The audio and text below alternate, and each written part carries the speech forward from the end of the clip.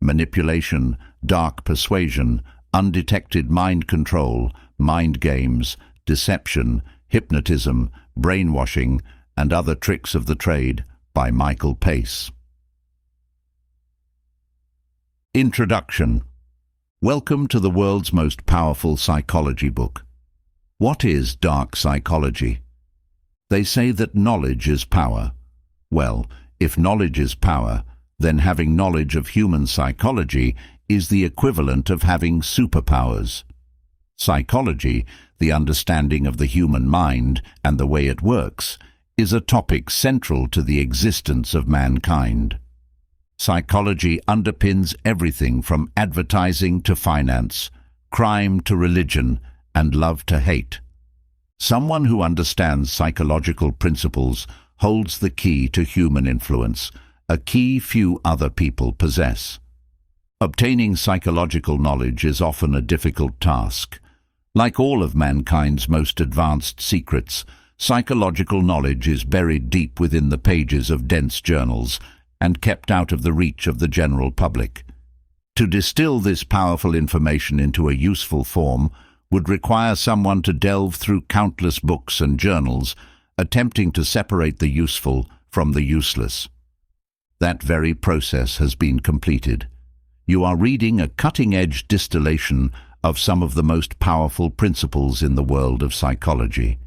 You don't need any special understanding to benefit from this book, just a willingness to learn, reflect, and apply your new knowledge. The book you now possess offers an insight into a hidden world that few people know exists, and even fewer understand, the world of dark psychology. These are the principles and tactics used by the most powerful influencers the world has ever known. You have a ticket to explore some of human history's most devious minds and the diabolical ideas they devised. Not only will you be offered insight into the principles underpinning what essentially amounts to psychological black magic, but you will also be shown the ways these principles are actually applied. And that's not all. Real-life case studies are offered, so you can understand these ideas by seeing clearly how they have been used throughout history. Why you need to understand dark psychology. Dark psychology is at work in the world. You might not like this fact, but you can't change it. So, you have a choice. Either try to remain ignorant of something powerful and risk becoming its next victim, or take control of your situation and learn to protect yourself and those you love from people who would ruin you through their ruthless psychological exploitation. Understanding dark psychology is not only a defensive measure. There are ideas and principles contained within the world of dark psychology that can help you get ahead in your personal and professional endeavors. No one is asking you to become a psychopath, but surely you could use a little more power in your day-to-day life. With great power comes great responsibility. How you use this book is up to you. It can be the most powerful defensive tome you've ever come across, or a weapon used to give you an advantage in life. The ideas and examples contained in these pages are simply tools. Use them to build whatever you desire. This book is not for the faint of heart or the weak of mind. Once you have lifted the curtain on the world of dark psychology, there is no going back. You will have an understanding of human nature that few have ever obtained. With great power comes great responsibility. You have been warned. Chapter 1. Covert Emotional Manipulation. What is covert emotional manipulation? It is no coincidence that covert emotional manipulation, also known as CEM, is featured first in this book. Many of the dark psychology tactics you will come across make use of this type of emotional manipulation in one way or the other.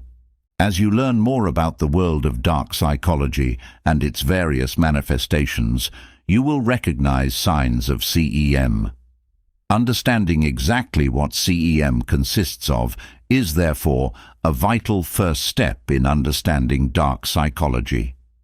Covert emotional manipulation is the attempt by one person to influence the thoughts and feelings of another in an underhanded way that is undetected by the person being manipulated. Breaking down each of the 3 words in the title is a great way to get a handle on this foundational idea. Covert refers to the way some manipulators are able to hide their intentions and the true nature of their actions. Not all emotional manipulation and influence can be categorized as covert. Victims of the covert type, however, will typically not know they have been manipulated, not understand the way manipulation has been carried out, and not even be able to guess at the motivation of their manipulator. CEM is a dark psychological stealth bomber, avoiding detection and defense until it is too late. The emotional side of the manipulation refers to the specific focus of the manipulator. Other types of possible manipulation include people's behaviors, beliefs, and willpower. CEM focuses specifically on impacting a person's emotional state and reality. Many manipulators focus in on this area of influence as they know a person's emotions are the key to all other aspects of their personality. Manipulating someone's emotions is like slicing their jugular vein. If a person has emotional control, they have full control. The final piece of this puzzle is the term manipulation. It is a common misunderstanding that influence and manipulation are the same thing. This is not the case. Manipulation refers to the underhanded and hidden process of influence that takes place outside the awareness of the person being controlled. The intention behind influencing someone, as opposed to the intention behind manipulating them, is another key difference. An influencer has the mindset of, "I would like to help you make decisions that are good for you." A manipulator has the mentality of, "I want to secretly control you to benefit myself." Therefore, understanding the intention behind any given behavior is, in large part, deciding whether it is an example of covert emotional manipulation or not. Now you have an overview of exactly what covert emotional manipulation is and how it differs from other forms of influence and control. The most likely situations to find covert emotional manipulation taking place will now be explored, as well as the main types of manipulative characters that occur time and time again. Situations and manipulators. Broadly speaking, there are 4 primary scenarios in which covert emotional manipulation can take place. These are the professional, personal, romantic, and family spheres of life. Romantic covert emotional manipulation is perhaps the most common scenario and can also be the most deadly. Less obvious forms of CEM can be found almost anywhere, though. Once you understand the concept and the practical applications of it, you will be able to guard against it no matter what situation you find yourself in. Just as there are common scenarios in which covert emotional manipulation can occur, there are common types of people who manifest the ideas underpinning CEM. Being able to link the theory of CEM to actual personal portrayals of its ideas is an essential aspect of understanding it fully. A controlling romantic partner is a common personal portrayal of the principles of CEM. If someone is in a relationship and their partner is obviously trying to control them, the person is likely to be disgusted by what is happening and will look to find a way out of the situation. For this reason, many controlling partners exercise their influence in the most covert way possible. Their girlfriend or wife ends up being a victim to total emotional manipulation without ever realizing it is taking place. This grants the manipulator the control they desire without any of the risks of being discovered and losing the other person for good. A so-called friend might also make use of CEM to get the outcome they want out of their relationship with another person. In this specific group, one of the most common types of manipulator is someone who covertly induces in a friend feelings of guilt, sympathy, and obligation toward them. The friend who is being manipulated in this way will be unaware that they are being influenced. They will not be able to explain why they feel and behave the way they do toward their friend The manipulator. The professional domain is another common playground for covert emotional manipulators.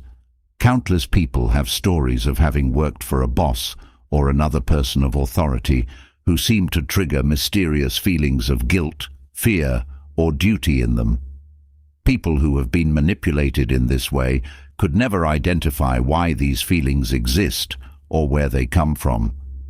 Family contexts are some of the most problematic within the world of CEM. A skilled manipulator who is able to find a victim within their own family is likely to be very dangerous in terms of the influence they can exercise. This is due to the fact that CEM is a powerful technique, even when the manipulator and victim have no genuinely deep connection to each other. When the genuine connection of blood relation is added into the mix, the level of control and influence can increase exponentially. Why are family situations so suited to the use of CEM? Simply put, people already feel a level of social obligation to help people out in their own family and go the extra mile to ensure their needs are attended to.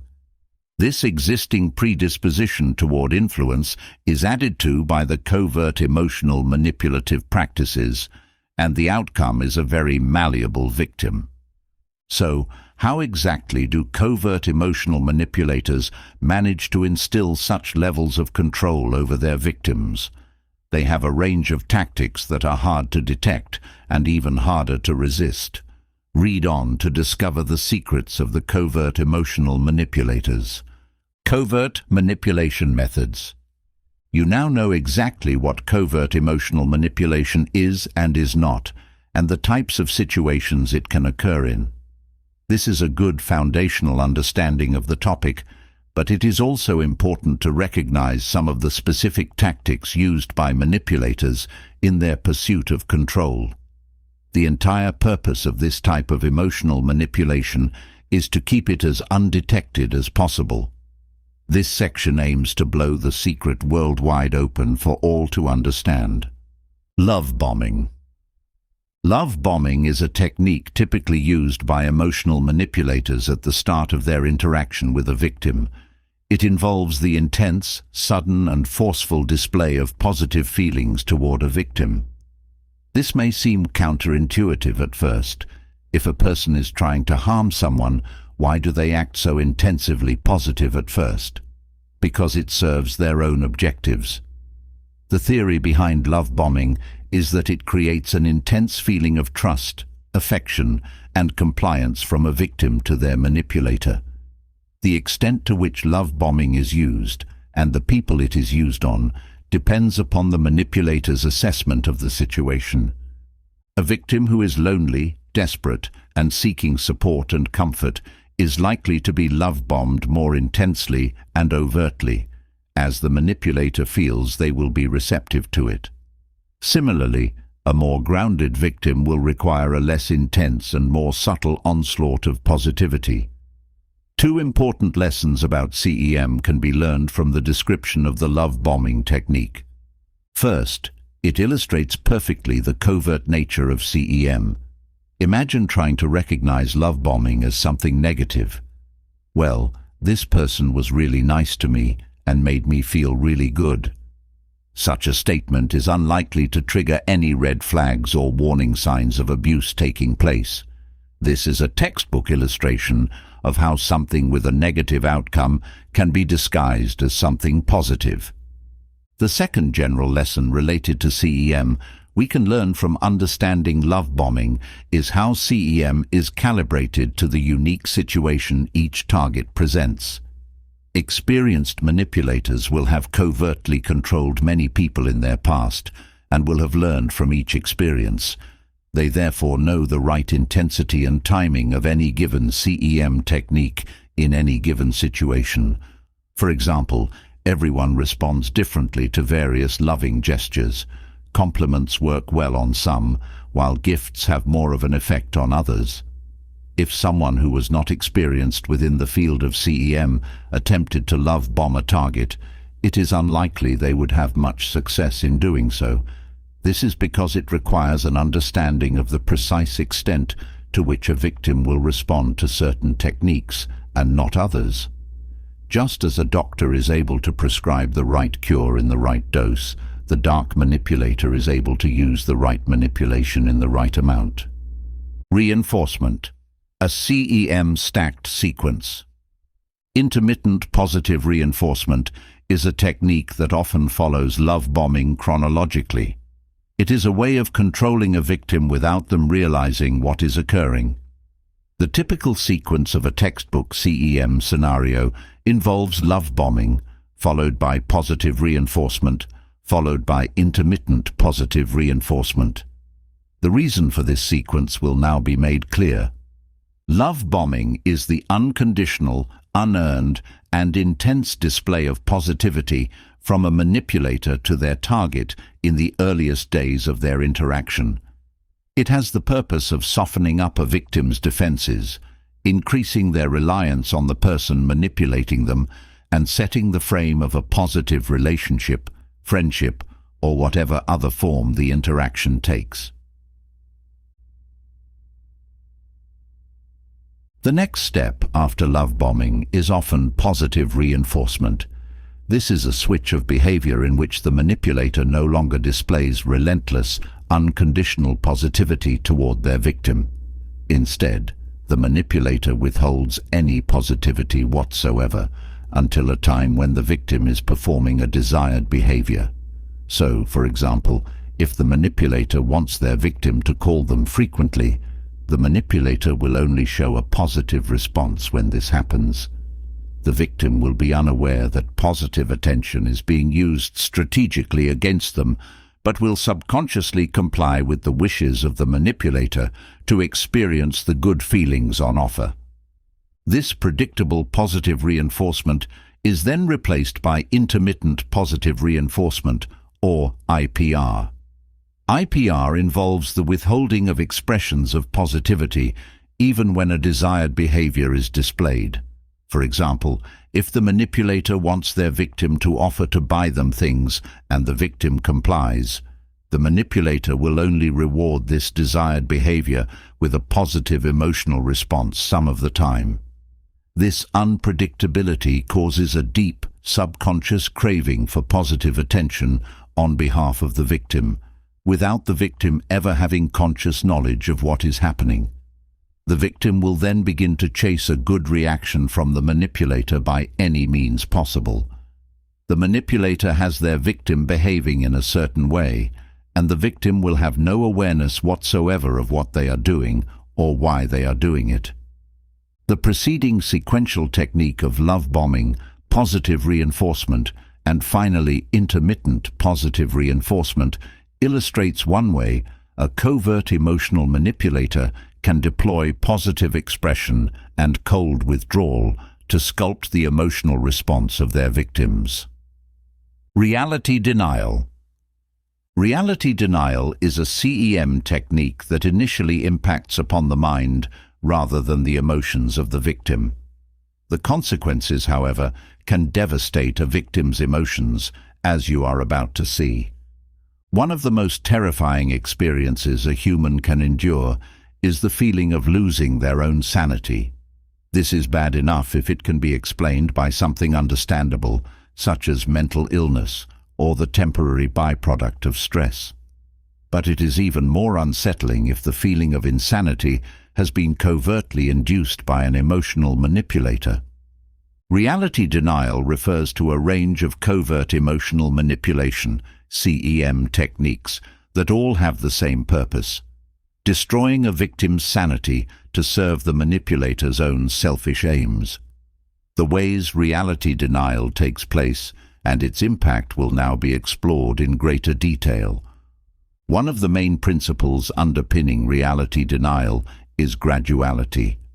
Manipulators are unlikely to instantly aim for the total destruction of a victim's sanity.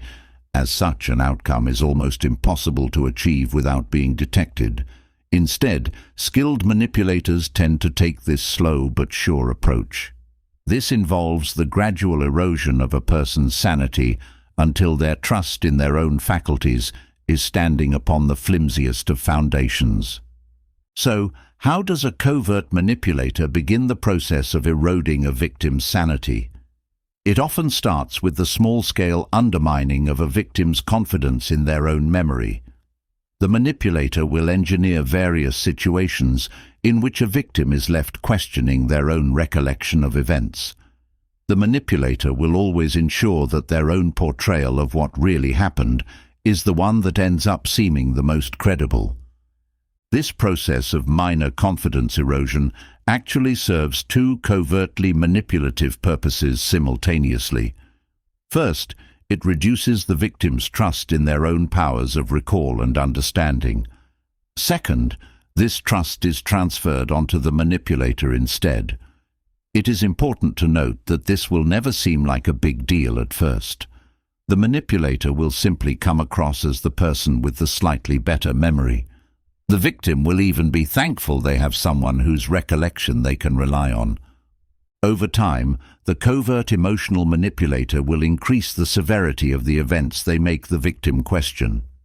What starts as seemingly harmless and insignificant will be amplified into a victim losing all confidence in their own cognitive powers.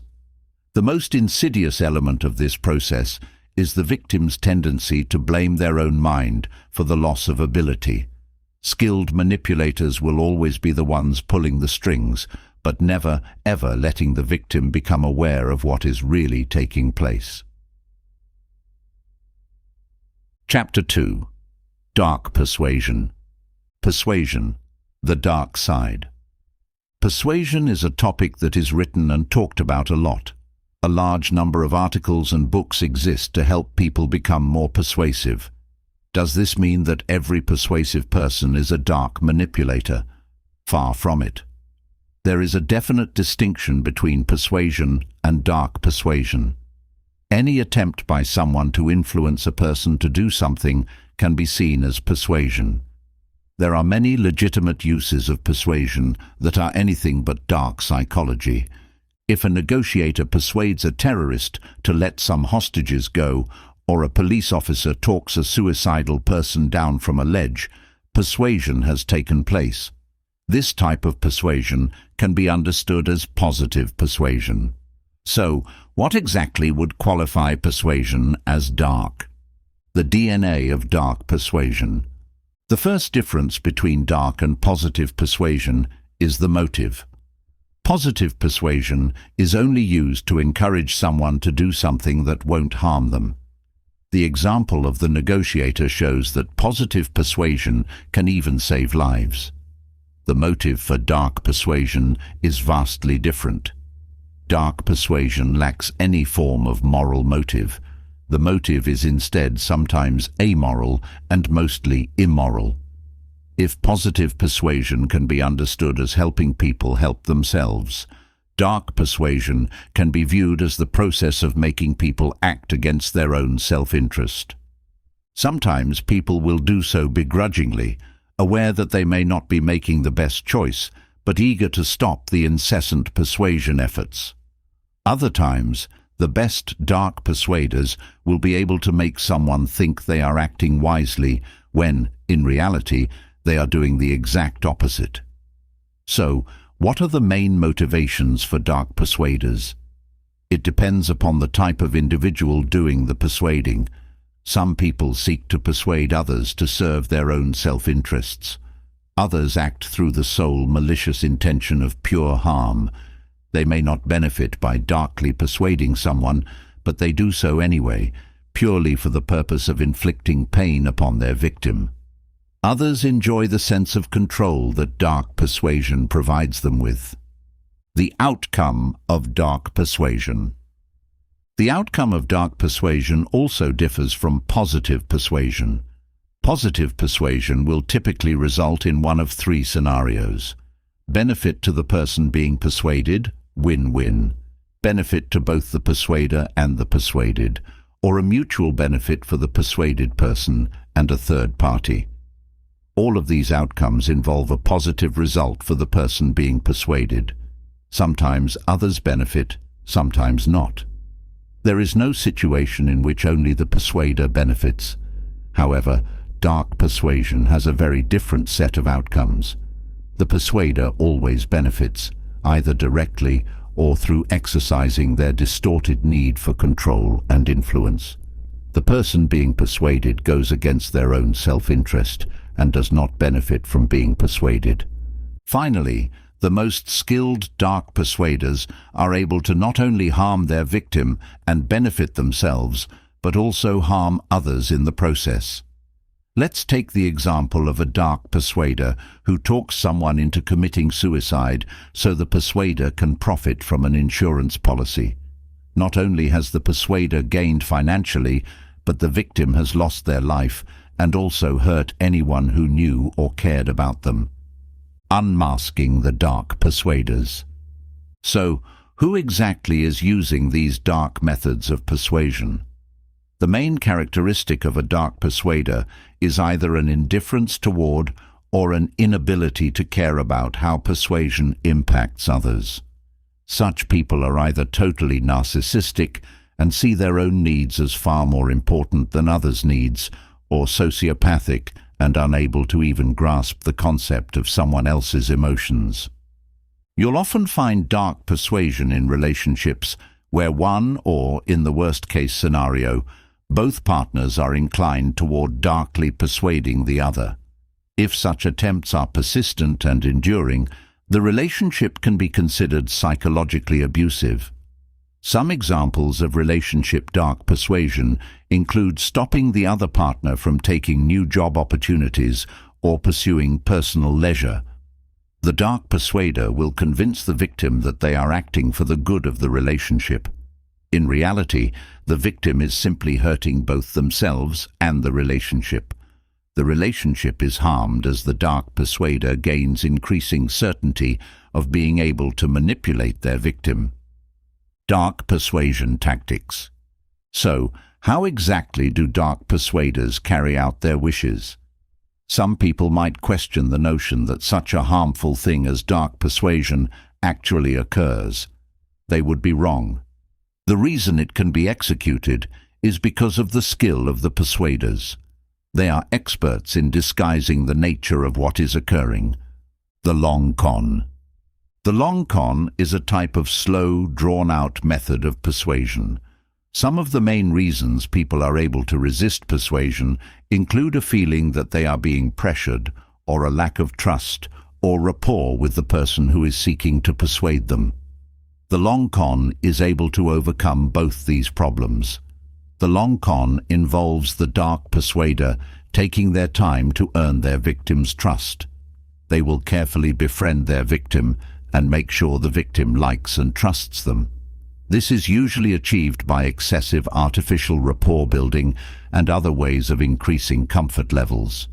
As soon as the victim has been sufficiently readied psychologically, the persuader begins their attempts. These usually start with some insincere positive persuasion. The persuader will lead their victim into making some choices or carrying out some actions that are actually for their own benefit. This has a twofold purpose. First, the victim becomes accustomed to being persuaded by their persuader.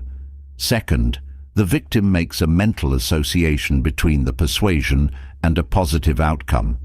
So, how is the long con executed? Let's take an example.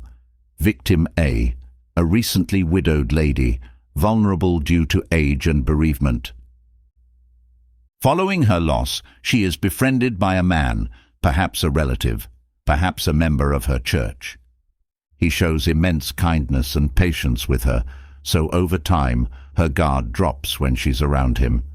This man then carries out small acts of positive persuasion, such as advising her of a better bank account or a way to reduce her monthly bills.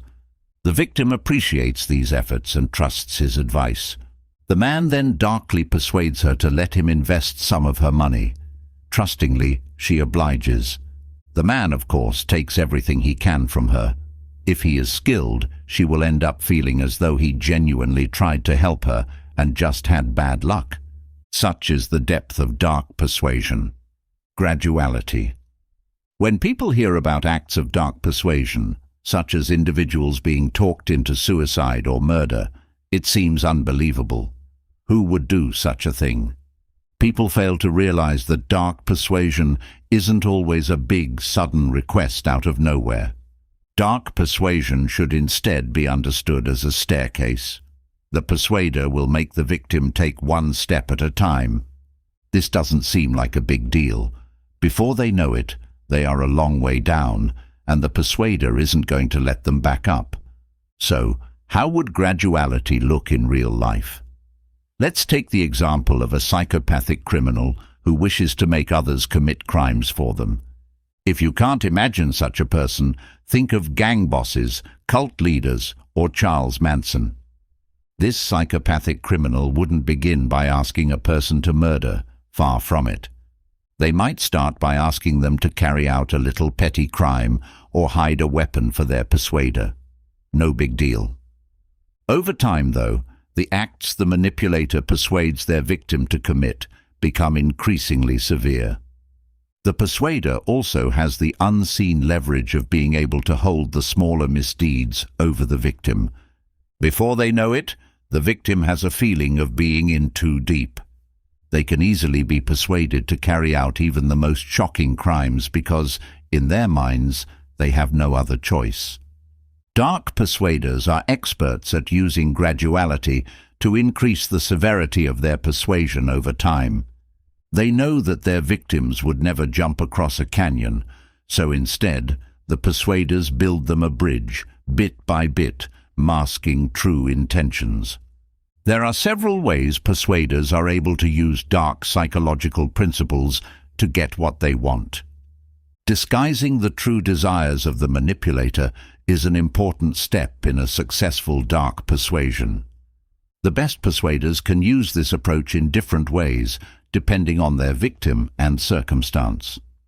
One dark psychological principle used by the best persuaders is the knowledge that many people find it difficult to refuse 2 requests in a row. Let's say a manipulative person wants to extract $200 from their victim, which they have no intention of repaying. The persuader may begin by explaining why they need a loan for $1,000 and detailing the serious and severe consequences that will happen if they don't borrow it. The victim may feel some form of compassion or guilt toward the persuader and wish they could help. However, they explain that $1,000 is more than they can afford to lend. The persuader will then lessen their request to the original sum of $200 that they actually wanted. They will have an emotional reason, such as the $200 at least, keeping the lights switched on for another few weeks. The victim feels too awkward and unable to refuse the second request. The persuader gets their $200 as originally intended, and the victim will not know what has taken place. Reverse psychology. A type of reverse psychology is another way to mask true intentions during the course of persuasion. Some people have a personality known as a boomerang. This means they will refuse to go in the direction they are thrown and instead veer off in the opposite direction. If a dark persuader knows someone is a boomerang type, then they have identified a key weakness. Let's take, for example, a persuader whose friend is attempting to win over a certain girl. The persuader knows that the friend will use this girl and hurt her. The girl is torn between the malicious friend and an innocent third party. The persuader will definitely steer the girl in the direction of the guy who will actually be good for her, knowing that she will go against this and choose the harmful friend. Leading questions. As anyone who has ever encountered a skilled salesman will know, verbal persuasion can be very impactful when deployed in a careful and calibrated way. One of the most powerful techniques in the verbal arsenal of a dark persuader is the use of leading questions. These are questions intended to trigger a particular response in their victim. For example, a leading persuader may ask their target something like, "So, how bad do you think those people are?" The question implies that the people he is asking about are definitely bad to one extent or the other. This contrasts with the non-leading question of, "How do you feel about those people?" Dark persuaders use leading questions, such as those described above, in a very careful way. Any dark persuader with a little experience is well aware of the fact that if the victim begins to get the sense they are being led, they will resist and become less easily persuaded. If the persuader begins to sense the victim is aware of what is happening, they will switch tactics immediately and only return to the leading questions after the victim has calmed down and they have regained their influential state. The law of state transference. State is a concept that refers to the general mood a person is in. If someone is aligned in their thoughts, words and deeds, then this is an example of a strong, congruent state. The law of state transference involves the concept of the person who holds the balance of power in any given situation being able to transfer their emotional state onto the person they are interacting with. This is a powerful concept when used by a dark persuader. If someone is trying to carry out persuasion and is aware of the law of state transference, there is a particular technique they can use to influence the level of control they hold over their target. The technique is as follows.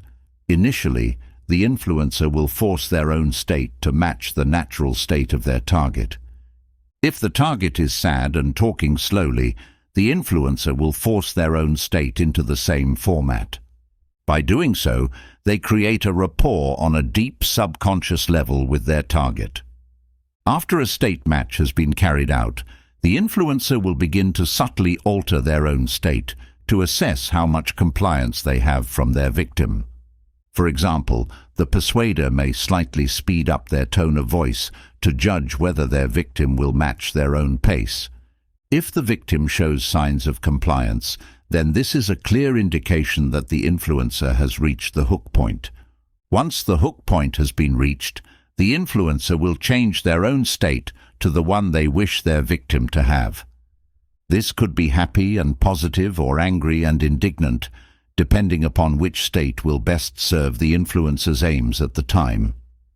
This technique shows the impact of subconscious cues on the success or failure of any given persuasion.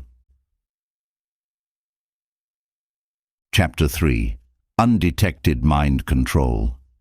Not all mind control is undetected. A mind is a person's sanctuary.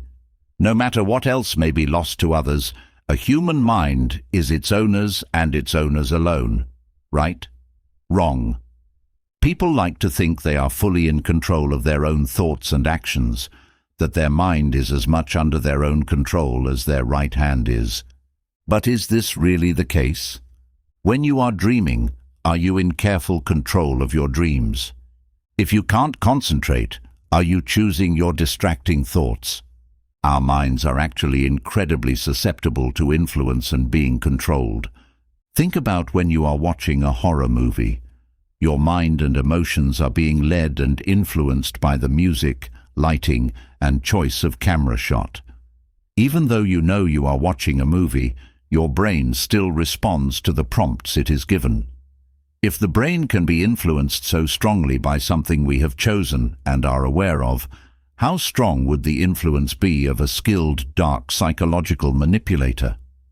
Undetected mind control is the most deadly type of mind control in existence.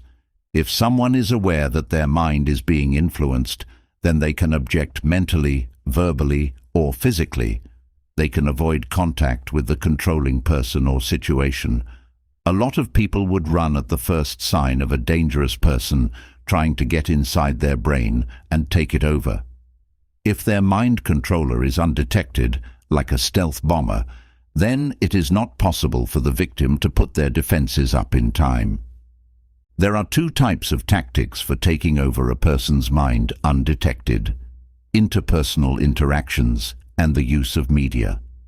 Traditionally, media mind control was only possible for large companies, and individual mind controllers were left to interpersonal mind control only. Nowadays, this is no longer the case. Laptops and smartphones have placed media mind control powers directly into the hands of the coldest manipulators walking the earth. Before we learn about the specific tactics used in the pursuit of undetected mind control, we must learn about the manipulative people who use such tactics. Like all dark psychological manipulators, undetected mind controllers have the desire to influence others, usually for their own benefit. Undetected mind controllers are often more cowardly and logical than other manipulators. However, unlike impulsive psychopaths, undetected mind controllers are likely to only act after careful consideration. To control someone's mind in a way that remains undetected is no easy endeavor. It requires deliberate knowledge and application. Because of this, mind controllers are patient and cunning people. They also fear being caught out, so they aim to hide their methods as much as possible. They are like hidden puppet masters, pulling their victims' strings from behind a curtain. Undetected mind control tactics. Let's learn about the specific methods used by manipulators to control a victim's mind in an undetected way. We will explore both the interpersonal and media techniques that comprise a manipulator's toolkit. Examples will be provided of how such techniques can be used on an individual or broader collective scale. Finding those in need. One of the first and most important tactical principles of undetected mind control is finding a victim with a goal. It has been proven both scientifically and anecdotally that a person who has a pressing need or desire is more susceptible to undetected mind control than someone who feels at ease and satisfied. This can range from a small physical goal, such as feeling thirsty and seeking a drink, to a large psychological goal, such as craving love and affection. Think of someone who is looking for another person in a crowd. They will manage to filter out all the people who are not their goal and hone in on the one who is. The brain is similar. If there is something it needs or wants, it is able to direct a person toward it, even if they are unaware any control is taking place. The best mind controllers will discreetly find out what a victim's goals are and seek to manipulate them with these in mind.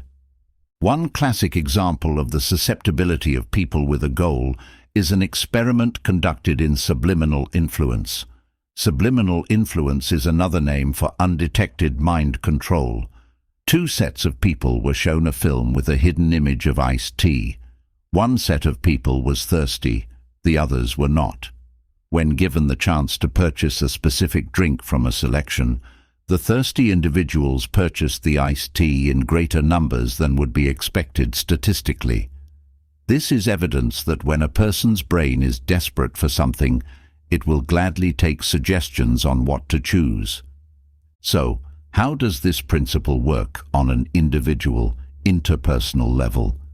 If a mind controller finds a victim who is desperately craving something in their life, usually the fulfillment of some deep emotional need, the manipulator will be able to control their mind with greater ease. If, for example, a victim has recently suffered a romantic relationship breakup, it is likely their psyche is craving company. The mind controller will influence their target into thinking that they are the victim's savior, when in reality they are likely to be their ruin. Some of the most common areas of need a manipulator will seek to exploit include a person's need for monetary stability, their need to belong, and their need for company. These vulnerabilities can be exploited by an experienced manipulator for a number of purposes. The manipulator may seek to sexually or financially exploit their victim. They may seek to gain their allegiance to some form of cult or ideologically extreme movement. They may simply toy with the victim for their own sadistic pleasure. Restricting choice. Restricting choice is a verbal form of undetected mind control. It is a very subtle form of dark psychology because it provides the manipulator with a range of built-in get-out clauses should their victim turn suspicious. The key to this particular form of mind control is to take away any real choice that a victim has regarding a particular circumstance while maintaining the illusion that the victim was in control all along. The restriction of choice is similar to a popular and powerful sales technique known as the choice close, We will use an example to illustrate this process clearly, identifying the difference between someone behaving in a psychologically normal way and a dark manipulator who seeks only to serve their own purpose at the expense of others. Take the scenario of a woman being asked out on a date. A regular guy might work up the courage to ask his question, lacking confidence or certainty, and then finally stammer out an open-ended question such as, "Would you like to go out with me?" Such a question leaves a clear possibility for a response of no. This is the usual way things go for people who are not familiar with the use of dark psychological principles. Someone who knows how to control someone's mind in an undetected way, however, will approach the same scenario very differently.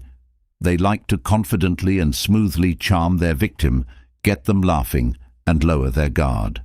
Then, with total confidence and assurance, the manipulator will ask, "So, am I taking you out on Thursday or Saturday?" The limited choice presented to the victim, who is in a psychologically soft state due to the charm, will almost always result in the victim choosing between Thursday or Saturday. Answering no was never an option. The diabolical aspect of the above technique is that, unlike other forms of mind control, such as those aided by media, there is no tangible evidence of the words a person has spoken. If somehow the victim picks up on the restriction of choices by the manipulator can respond in two ways: a denial or a reframe. A denial allows the manipulator to insist they did not offer a limited choice and that the victim is remembering things wrongly or worrying too much. A reframe can allow the manipulator to put the victim on the back foot by saying something like, "I can't believe you're analyzing my words so much. That really hurts me and makes me not want to open up to you." Both the denial and the reframe are effective emergency escape plans for the manipulator who is caught out. Media mind control images. Just as our five senses are our guides in life, they can also be our enemies and traitors. Our sense of sight in the visual processing areas of the brain is very powerful. We almost always dream visually, even if another sense is missing, and we usually picture someone we are remembering rather than associating some other sensory input with them. This makes imagery and visual manipulation a particularly powerful technique of media mind control. Traditionally, media production was in the hands of companies and institutions. These manipulative entities were able to pioneer the use of visual subliminal mind control. Examples include split-second pictures of a product or person inserted into a seemingly innocent movie. Such split-second images, which the person perceives as nothing more than a flash of light, are able to take powerful control of a person's emotions. They have been used as recently as 21st century presidential elections. Worryingly, such devastatingly impactful imagery techniques are now in the hands of individual manipulators.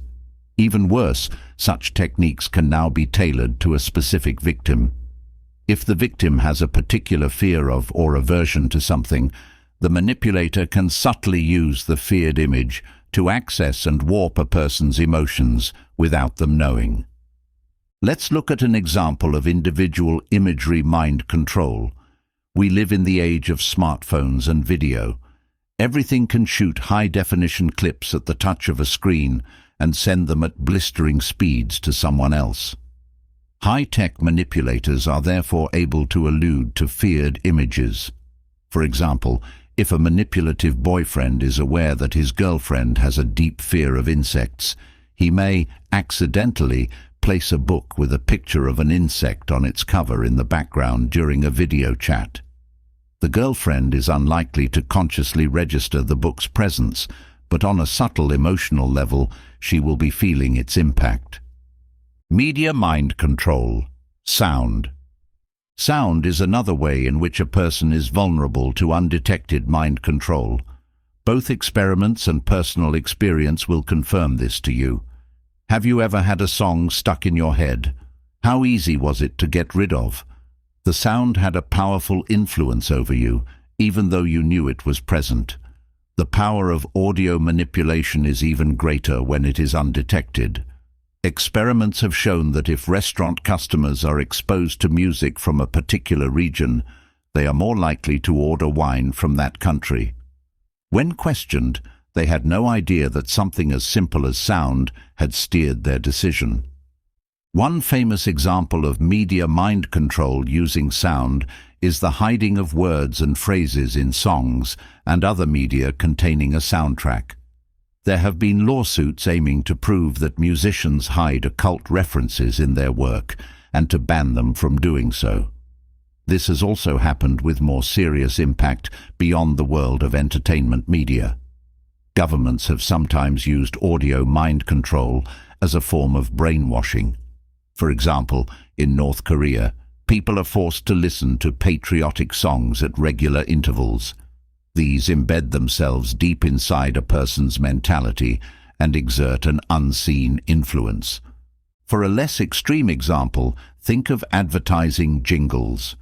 If a person is prompted by the sound of a famous jingle, like the McDonald's "I'm lovin' it" melody, the person usually repeats the advertising message on autopilot. Audio undetected mind control can also be used by individual manipulators.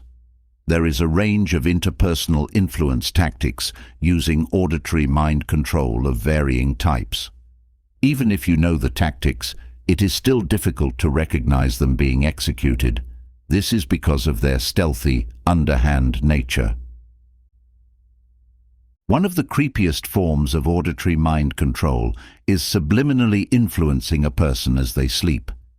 Have you ever seen those CDs and tapes that are played during sleep to help people stop smoking? A skilled mind controller is the evil equivalent of such products. When a victim is at their most vulnerable and totally lets their guard down by sleeping, the manipulator will take this chance to implant their dark and devious commands in a person's ear and let them sink into the deepest layers of the brain. Another form of interpersonal auditory mind control is masking words with similar-sounding words or noises. Have you ever seen the film American Psycho? Although it's fiction, it shows genuine mind control techniques. The main character, serial killer Patrick Bateman, blatantly tells his victims what he does. "I'm in executions and murders." When questioned as to what he said, he calmly responds, "I'm in acquisitions and mergers." The subliminal influence is already in the person's psychological recesses. Sounds that are outside the range of human perception are a form of auditory mind control that both individuals and organizations can use. Such sounds, which are particular frequencies, impart deep feelings of terror, dread, or unease into those who are exposed to them unknowingly. Although widely used in horror movies, some innovative mind controllers have successfully used such sounds to impact the emotional stability and well-being of their victims. Chapter 4. Mind Games. Mind games are always dark. Mind games is one of the most commonly heard expressions in this book. Unlike many other dark psychological traits that feature in these pages, mind games are something many people would claim to understand and recognize in the course of their everyday life. People are rarely able to accurately recognize and understand mind games, however. Just as many people say the phrase, "I feel depressed," without meeting the psychological definition for depression, many people feel they understand mind games when, really, they have no idea what this means. Some people will attribute a wide range of normal behavior to mind games. For example, if someone is teasing them or hinting at some kind of surprise, they will say the person is playing mind games. This is untrue, at least within the world of dark psychology. The intentions of someone playing genuinely dark mind games are not good, positive, or friendly. Therefore, innocent games, such as teasing and surprises, fall outside of the mind games categorization right away. So, if innocent games are not mind games in the dark psychology sense of the term, what exactly are mind games? They are any type of psychological scheme on behalf of a manipulator toward the victim that is intended to play games with the victim's sanity and willpower. This differs from other types of dark psychological manipulation in the sense that the manipulator is often toying with the victim. The manipulator is less invested in the outcome than they are in some other types of manipulation and has less regard for the severity of the situation. A dark mind game can therefore be understood as one played by the manipulator for their own amusement and delight, without any regard for the victim's well-being. Depending on the type of mind game, the intention is often to test the victim and explore their psyche, just as a child would test and try out a new toy. The best dark psychological mind games are played without their true nature being apparent. This can make them difficult to detect and very destructive to deploy. The motivation behind mind games. In exploring the difference between mind games that are dark and those that are not, we touched upon the motivation behind manipulative mind games.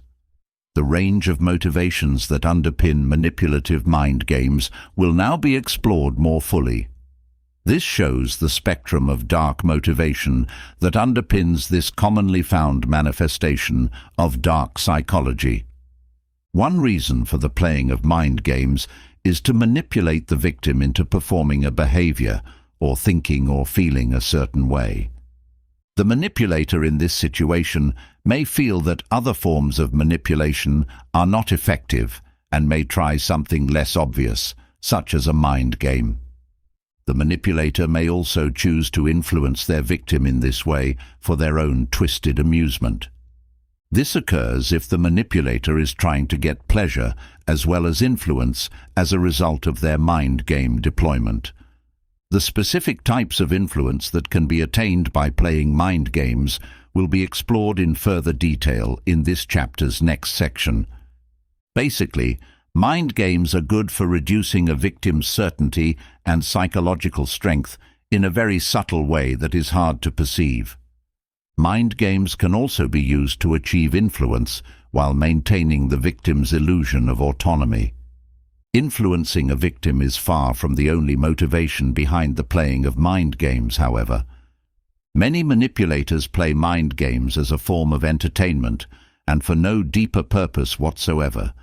They enjoy and derive pleasure from plotting a way to impact a victim's psychology and watching the victim succumb to their intentions. Such manipulation is similar to a form of sociopathic detachment. Manipulators of this type are able to ignore the fact that their victim is an equal human being with feelings and thoughts. Instead, the manipulator simply sees the victim as a system that exists to be figured out and manipulated for fun. This form of mind game is particularly dangerous, as victims can be driven to suicide simply to amuse the person playing games with them. Sometimes dark psychological mind games are played as a form of learned behavior rather than representing any kind of conscious intent on the part of the manipulator. This happens when the manipulative individual has simply been exposed to such mind games throughout the course of their life and knows no other way. This may be seen as somehow innocent, but it is not. Just because someone does something evil automatically does not absolve them of the moral responsibility of doing so. In some ways, the manipulators who play dark mind games without having to think about it are the most dangerous.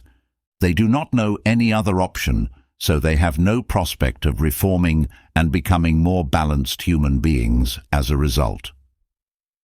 The Dark Psychologist, Playbook, Main Mind Games Explained. Now that we understand the difference between a dark psychological mind game and a regular mind game, it is important to explore the specific types of mind games that are found. Much like the overall concept of mind games, the specific games people play often have innocent and dark variants. Knowing which are examples of dark psychology and which are part of everyday life, is essential to understanding this particular facet of dark psychology. Ultimatums. What exactly is an ultimatum? It is when one person presents another with a severe choice. This typically takes the form of a demand worded as, "Do this, or this will happen." Some examples include, "Quit smoking, or I will leave you," or "Lose weight, or I will see other people." Ultimatums are any type of request that is actually closer to a demand. Ultimatums are one of the main forms of dark psychological game playing, but this does not mean that every ultimatum is a mind game. The three factors that determine whether an ultimatum can be understood as dark psychology are the type of person issuing the ultimatum, their intention for doing so, and the nature of the ultimatum itself. Each of these three aspects will now be explored in turn to provide a comprehensive picture of the ultimatum manipulation tactic and its use. The person issuing an ultimatum is a key factor as to whether an ultimatum is a manifestation of dark psychology or not. In the example of a legitimate non-dark ultimatum, the person issuing it will often have a valid and genuine care about the person they are attempting to help. Examples of some possible legitimate individuals include a person's close relative, sibling, or spouse. Just because someone falls into one of these categories, however, does not automatically mean their ultimatum is free of dark psychology. The motivation behind the ultimatum is another key element of how to understand it. People who issue ultimatums with good intentions are motivated by the desire to help or make something better in someone's life. This could be to improve their health or stop them from carrying out a bad habit. An example of a well-motivated ultimatum may include, "Don't drink as much," or "I can't be around you," or "Let's go to the gym together," or "It won't be appropriate to have any more kids." Such ultimatums are issued with the intention and purpose of helping someone make a good choice and carry out some type of behavior that has a positive life impact. Judging the intention of an ultimatum is difficult, however, and for this reason it is not always possible to identify a darkly manipulative ultimatum from the intention behind it. Instead, the nature of the ultimatum itself is often the best way to figure out whether it is manipulative or not. Dark psychological ultimatums will often involve the person being requested to perform them, acting against their own self-interest, or doing something that violates their personal morals. In aiming for this outcome, the manipulator is able to test the extent to which their victim is willing to go against what they believe in. On the contrary, good ultimatums will not require a person to do anything harmful or anything that goes against their own conscience. By now, you should be able to understand what a good ultimatum looks like in terms of the person issuing it, their motivation for doing so, and the purpose of the ultimatum itself. So, what is a textbook example of a darkly psychological ultimatum? The first hallmark of a dark psychology ultimatum is the person who is issuing it. They will often not have a valid status within their victim's life. For example, the ultimatum giver may be someone the victim is having an illicit romance with, the victim's boss, or a friend who has far too much psychological influence and control over the victim. They can also take a valid role within the victim's life, such as being a spouse, parent, etc. If they are someone on the edges of a person's social circle and are issuing ultimatums, it is an indication that dark psychology is being deployed. So, what kind of ultimatums do such darkly psychological people issue? Some examples include ultimatums that are harmful to the person presented with them, or that go against the person's moral character. Let's picture a victim who has an aversion to drinking alcohol for either health or ethical reasons. The manipulator will note this aversion and recognize it as a source of amusement and pleasure for their own dark mind. The manipulator will then use the idea of alcohol as a basis for ultimatums with which to bend and twist their victim's will. Some examples of these ultimatums include, "Do a shot with me or I'm going home," or "Either drink or don't bother coming to the party. You won't be welcome there." Some of the most extreme ultimatums can involve self-harm, suicide, or even murder. For example, the manipulator may tell the victim, "Cut your arm or I will cut mine 3 times." A manipulative girlfriend may issue an ultimatum to her boyfriend, telling him to "Kill this other man or I will leave you because it will prove you don't care for me." At the most extreme end of the spectrum, people are manipulated into taking their own life under the pretense of a suicide pact. Once the victim has died, the manipulator does not carry out their side of the bargain. The eternal breakup. One of the fundamental requirements for a happy, peaceful, and stable romantic relationship is a feeling of security and contentment. People in happy romances or marriages feel at ease and do not feel a sense of constant threat that their relationship might come to an end. At any time, masters of dark psychology are aware of these principles and do everything possible to invert them for their own twisted aims. By cultivating a sense of instability, chaos, and negativity within a relationship, the manipulator is able to ensure that their victim is as powerless as possible. The eternal breakup is one of the most common and effective manipulation mind games used within a romantic context to cause instability and anxiety. What exactly is it? It is the persistent and prolonged use of threatening to leave someone. This may take the form of implied breakups, promised breakups, or actual breakups that are not followed through on. Examples for each of these types of tactics, as well as the impact they have, will now be carefully considered. Implied breakups are those that do not actually involve the overt mention of breaking up. Instead, the manipulator hints at the breakup to plant the seed of doubt in their victim's mind. The manipulator may casually mention future plans that do not involve the person they are with. They may hint at an active breakup, such as by stating, "Well, I won't put up with that for long," or some other kind of veiled hint. Any type of action or sentence that has the impact of making the victim doubt the relationship's longevity counts as an implied breakup.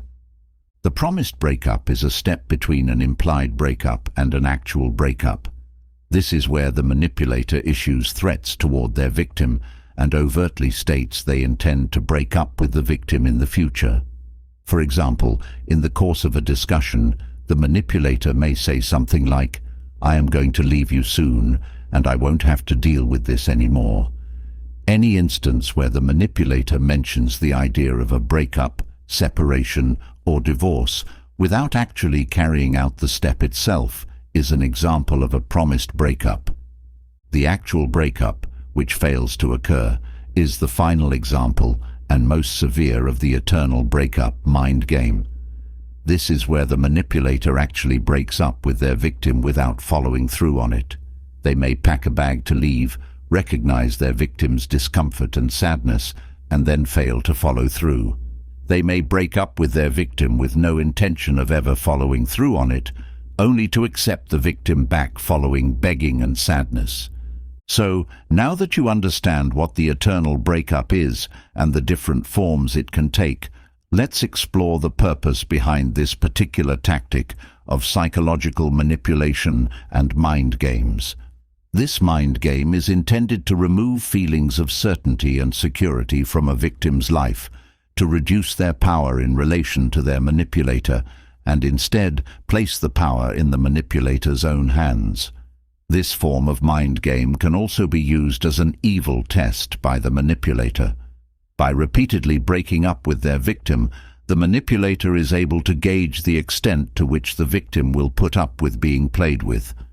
The manipulator is also able to portray themselves as the compassionate party by kindly agreeing to not break up with the victim if the victim is emotional and begging for the relationship not to end. So, Why does this eternal breakup tactic work? Many people, when hearing about the tactic for the first time, think that it does not make sense, as any victim would be pleased to break up with a manipulative person. This is a fundamental misunderstanding of dark psychology, however. The victim is not in a psychologically healthy or normal situation, so they are not in a position to rationally understand why the relationship should end. Instead, they are vulnerable and susceptible to their manipulator's power and influence. For this reason, they are eager to preserve a relationship that has become nothing more than a dark psychological playground for the manipulator to enjoy. The repercussions for someone who has been subject to the eternal breakup for a long time can be very severe. They are likely to develop incredibly serious trust issues and be unable to trust any other person in any other situation. This can destroy a person's professional and family lives, which ironically is exactly what the manipulator desires. After an extremely prolonged period of being broken up with, the victim is likely to become almost a subservient slave of the manipulator, doing anything they please to avoid the threat of another breakup. Often, at this point, the manipulator loses interest, having completely broken their victim's will. They move on to a new target, leaving only a ruined life in their wake. Hard to get. Much like ultimatums, the hard-to-get mind game is one that can easily be confused for normal, healthy behavior. Some fundamental differences exist, however, that show the hard-to-get mind game to be a clear product of dark psychology. The first step to understanding hard to get is therefore to understand when it is evil and when it is innocent. Normal, non-dark psychological use of hard to get is as follows. A person will want to seem like a bit of a challenge to someone they are romantically interested in, so they will therefore not be too available. This may involve not accepting every suggested date, not replying to messages or phone calls too quickly, and other types of similar behavior. This has the intention of keeping the other person interested and eventually leading to a happy romantic relationship together. A dark psychological deployment of hard to get is a lot more dangerous, however. The time when this particular mind game is used tends to differ from its innocent usage, and the motivation behind it is also a million miles apart. Users of dark psychological tactics will play hard to get at times of the relationship other than the beginning. Their intention will not be to lead to a positive situation, and their regard will be for anything other than the victim's well-being. The reason hard to get can be used in an innocent way is because it is not violating any expectations. At the start of a relationship, people are not dependent or reliant upon the other party, and therefore do no harm by being hard to get. When someone is evasive and unreliable later in a relationship, however, the effects of hard-to-get behavior become a lot more severe. We will now explore the ways in which this can occur and the impact it can have. Some ways in which a person might play hard-to-get outside the relationship include being unreliable and unavailable after the two partners have already agreed to be in a committed relationship. This is an inversion of the normal dynamic. Normal relationships are often elusive at the start and firmer over time. A manipulator will be artificially firm at the start of a relationship to force a sense of connection, and then will become less and less available over time once their victim is already hooked. When a person plays hard to get at a relationship's later stages, it makes the other person chase and exert effort to reconnect with the person who is pulling away. This gratifies the manipulator's ego and places power into their hands. The most expert manipulators will balance out their hard-to-get actions with those that convey closeness and reliability. This leads to a deep psychological confusion and instability in the victim's mind, which the manipulator can then exploit for their own purposes. Chapter 5. Deception, Dark or Not. Deception is a key aspect of dark psychology. Like many other dark psychological tactics, it can be difficult to tell whether any given instance of deception is dark or not. Before we explore the difference between dark and normal deception, let's first understand exactly what deception is. A lot of people would state the viewpoint that lying and deception are the same thing. This is inaccurate. Lying is a form of deception, but it is by no means the only form deception can take. Rather than thinking of deception as lies, it is better to think of it as misleading. Any action or word capable of making someone believe something other than the truth can be accurately termed deception. So, what are some common manifestations of deception? Lying, omitting the truth, implying falsehood, or fraudulently providing evidence for something false are all examples of deception. You will probably realize that you have done some of these things at some point yourself. Does that mean that all acts of deception are examples of dark psychology? Not at all. Everyone deceives to some extent or another. People might deceive others for a range of reasons, such as kindness, embarrassment, or feelings of inadequacy. For example, studies have shown that many, even most men, will lie about their height on dating websites. This does not make them practitioners of dark psychology. People even deceive themselves about a range of issues, including their health, ambition, and happiness. Such regular day-to-day examples of deception do not equate to dark deception. So, what does? Deception can be seen as dark when it is carried out with either a negative or indifferent intention toward the person being deceived. Normal deception is usually motivated by an inability to face up to the truth in one way or another. Dark deception, on the other hand, is an understanding that the truth does not serve the deceptive aims of the deceiver. Therefore, the truth is either changed, hidden, or ignored in favor of a version of events that better suits the purpose of the person deceiving. Put simply, people who deploy dark psychology use deception to harm, not help. They help their own interests, but at any cost, regardless of who gets hurt. Some people assume that if a deception is small-scale, it cannot be seen as dark, whereas larger deceptions must be inherently dark. This is not the case. By exploring the idea of the deception spectrum, you will see that it is not the size of a deception that determines whether it is dark or not, but rather the purpose behind the deception. The deception spectrum. To understand the idea of deception, it is important to understand that it can occur on either a large or small scale. One of the main mistakes that people often make is assuming that deception is only serious if it is big and does not matter if it is small. This is a grave error. Small deceptions can be used in a powerfully dark way by skilled manipulators and are often more effective than large deceptions. Similarly, some of the largest deceptions ever carried out have been performed by deliberate manipulators to serve their own aims and objectives. Dark examples of various types of deception, large and small, will now be presented to illustrate the idea of the deception spectrum. So, what are some of the ways that smaller deceptions can be used by people who practice the art of dark psychology? Often, small deceptions are used initially to test the victim's gullibility and condition them into believing the deceptive statements and actions of the manipulator. If people are conditioned to believe a range of smaller lies over time, they are more likely to believe a larger lie in the future. This gradual conditioning is not the only way smaller deceptions can be used as a dark psychological weapon.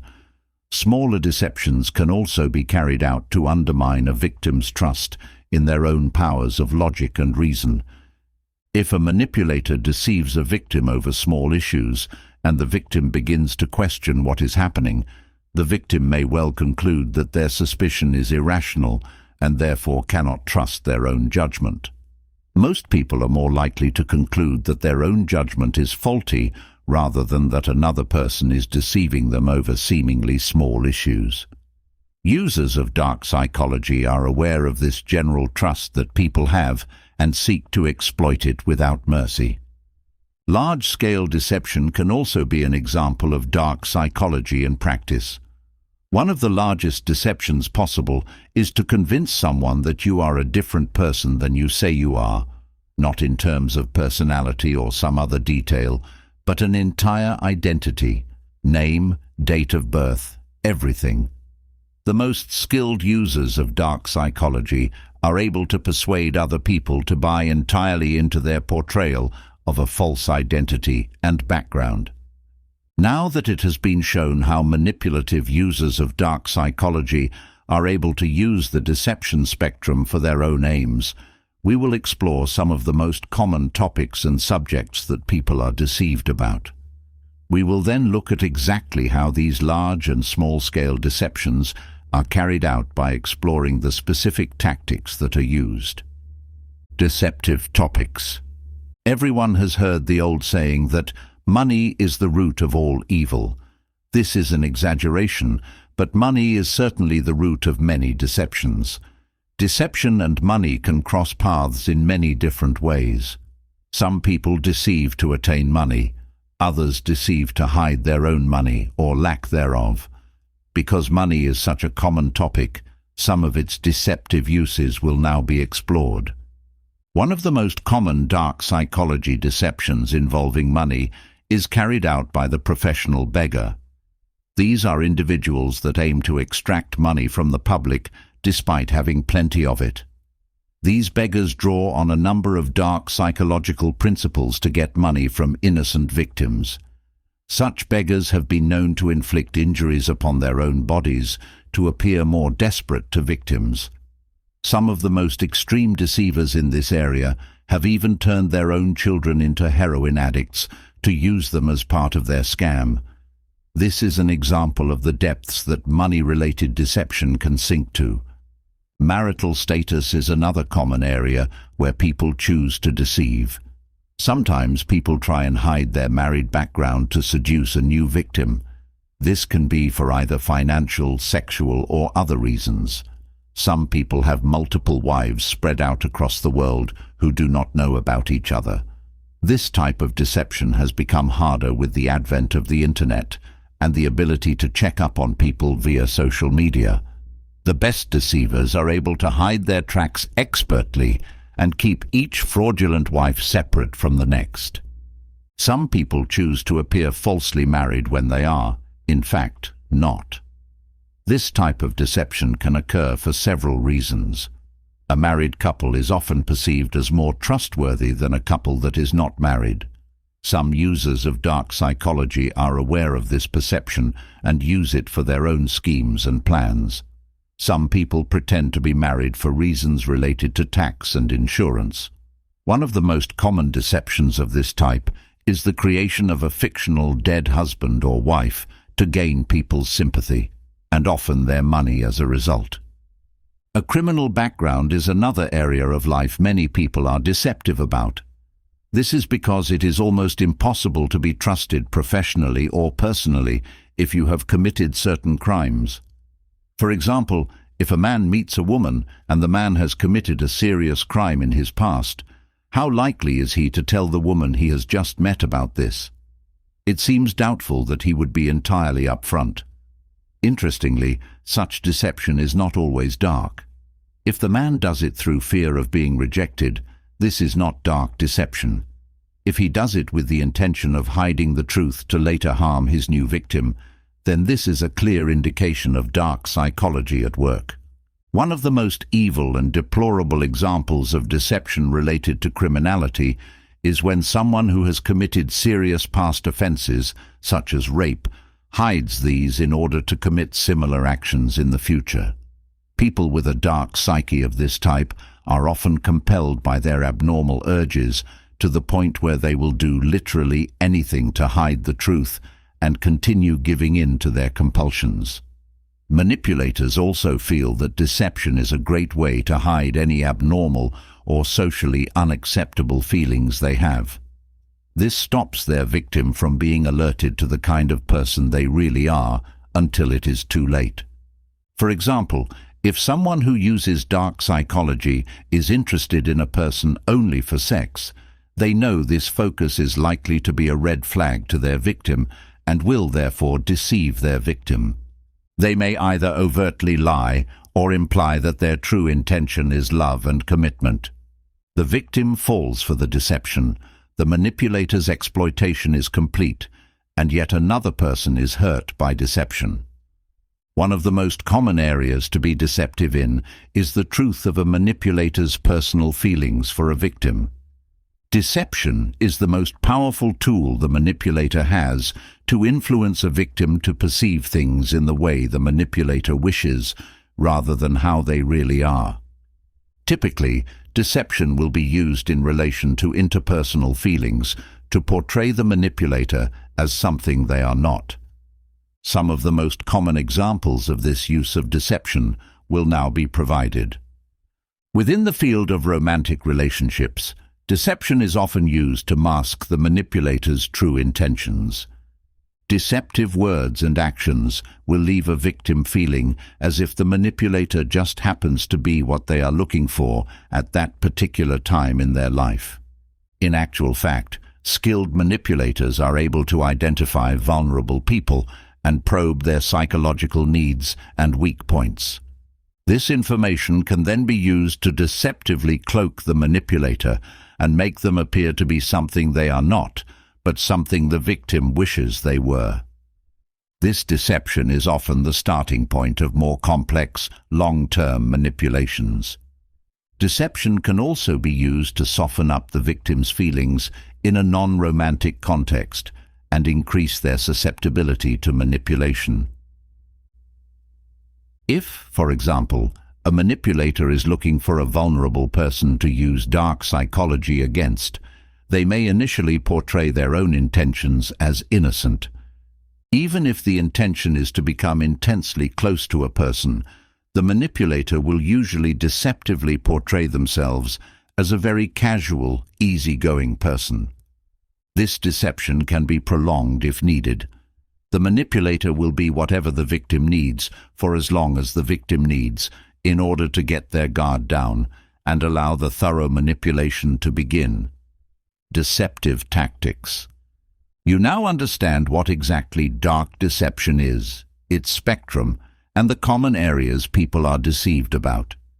Now, it is time to examine closely the specific tactics used by manipulators to darkly deceive. Each of these tactics is equally powerful, and careful manipulators know exactly how to use each at its most impactful and harmful time. It is important to note that manipulators will not neatly alternate between the four following categories. Any given deception is likely to involve a blend of each. Lying is perhaps the most obvious and common form of dark deception. It is likely to be chosen as a technique when the manipulator has decided that their victim is susceptible to lies and unable to gauge the truth. This may be because the victim is a generally trusting person, or that the manipulator has carefully worked on their target over time to lower their guard. If a manipulator has chosen to deceive through the use of lies, then it is likely they have also thought of a way to hide their lies and explain any discrepancies the victim may notice. Manipulators are masters of having a plan B at any given time during their dark deception. Deception through lying is likely to occur in a subtle and thought-out way. A skilled deceiver is likely to embed their lie into truthful information over time. For example, a manipulator will probably tell a story that is 90% true and 10% false. The victim will perceive the story as entirely true and not have any way of separating and ascertaining the truth regarding the deceptive 10%. Some manipulators also spend time associating truth with a particular tone of voice or gesture. They can then say something falsely deceptive in this tone of voice or with this gesture, and it is likely to be perceived as true by their victim.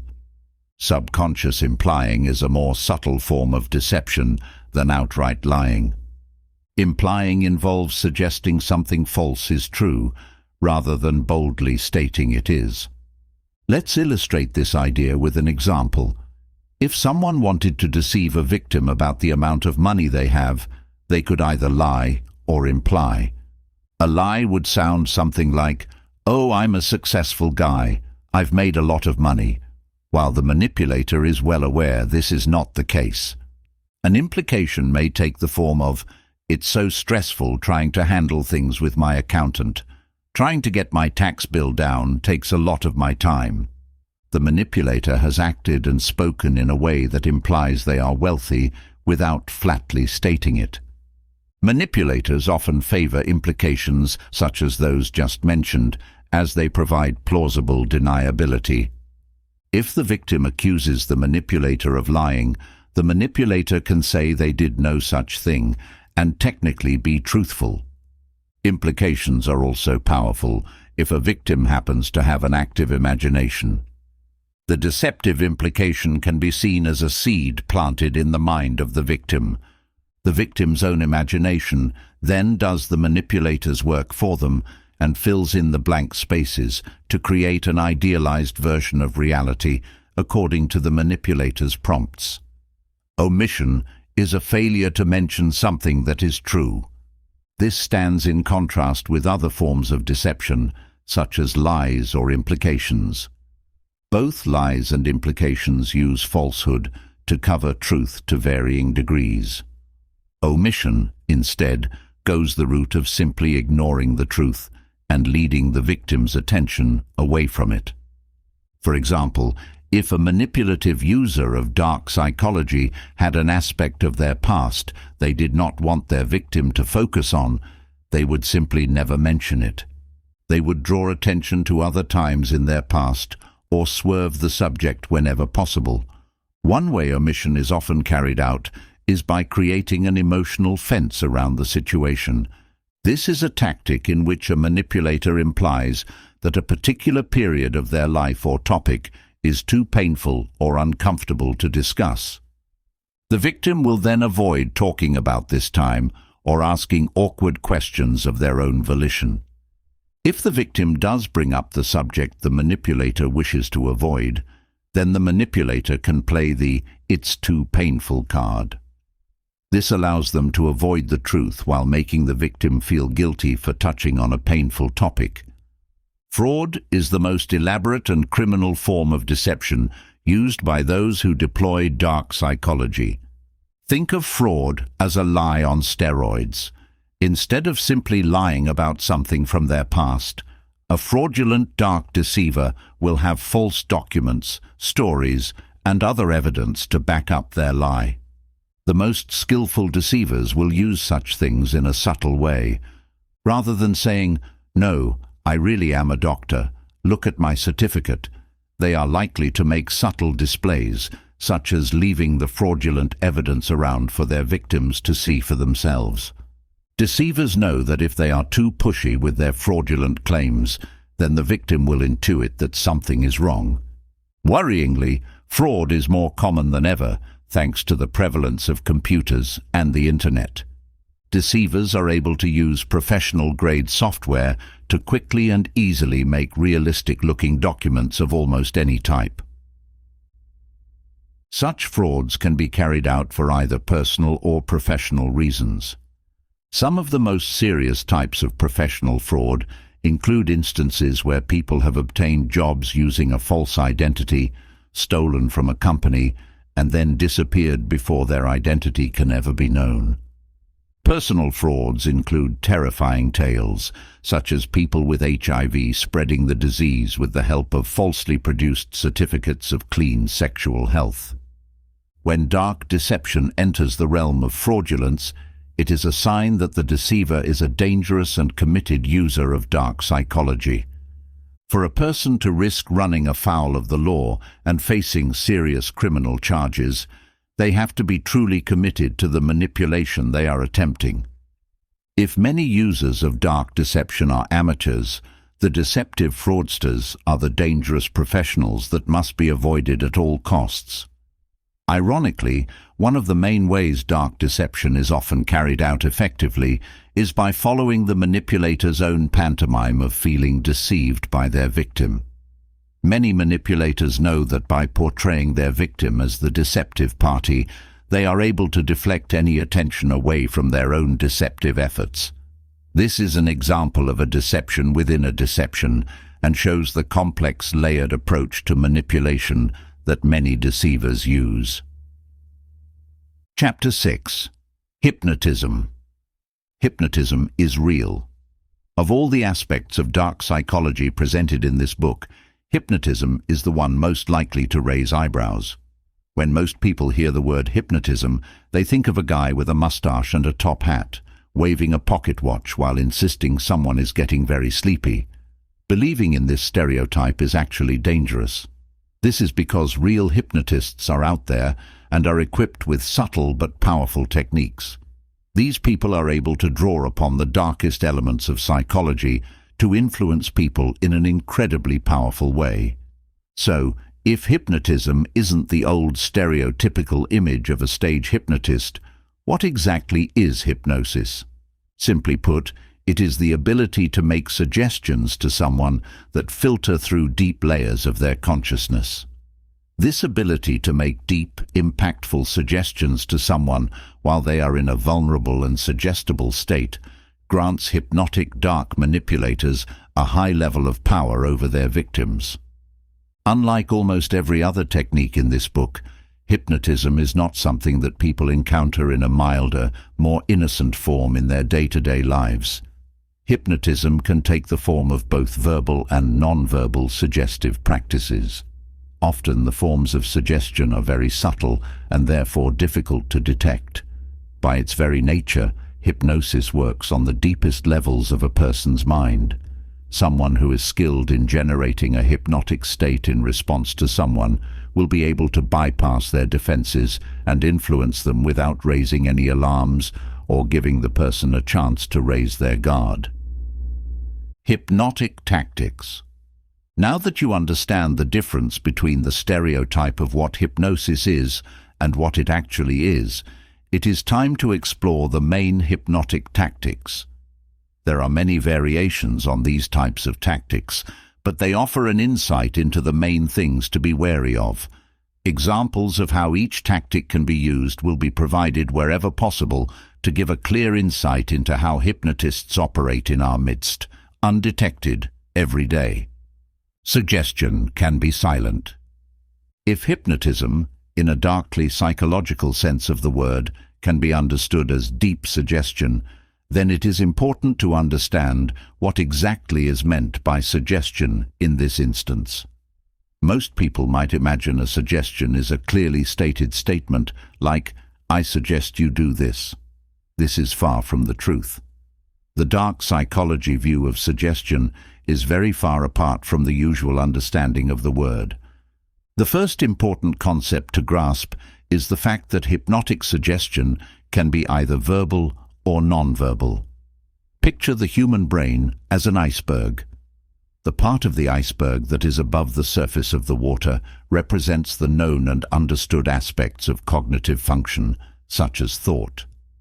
The larger, deeper part of the iceberg, submerged below the water, represents parts of the brain that are consciously inaccessible and little understood. If you doubt the power of this hidden portion of the brain, you need only think of dreaming and the immense power of the mind to generate a series of images, pictures, and sounds while a person is asleep. Dark hypnotists target their efforts toward this hidden subconscious part of the mind.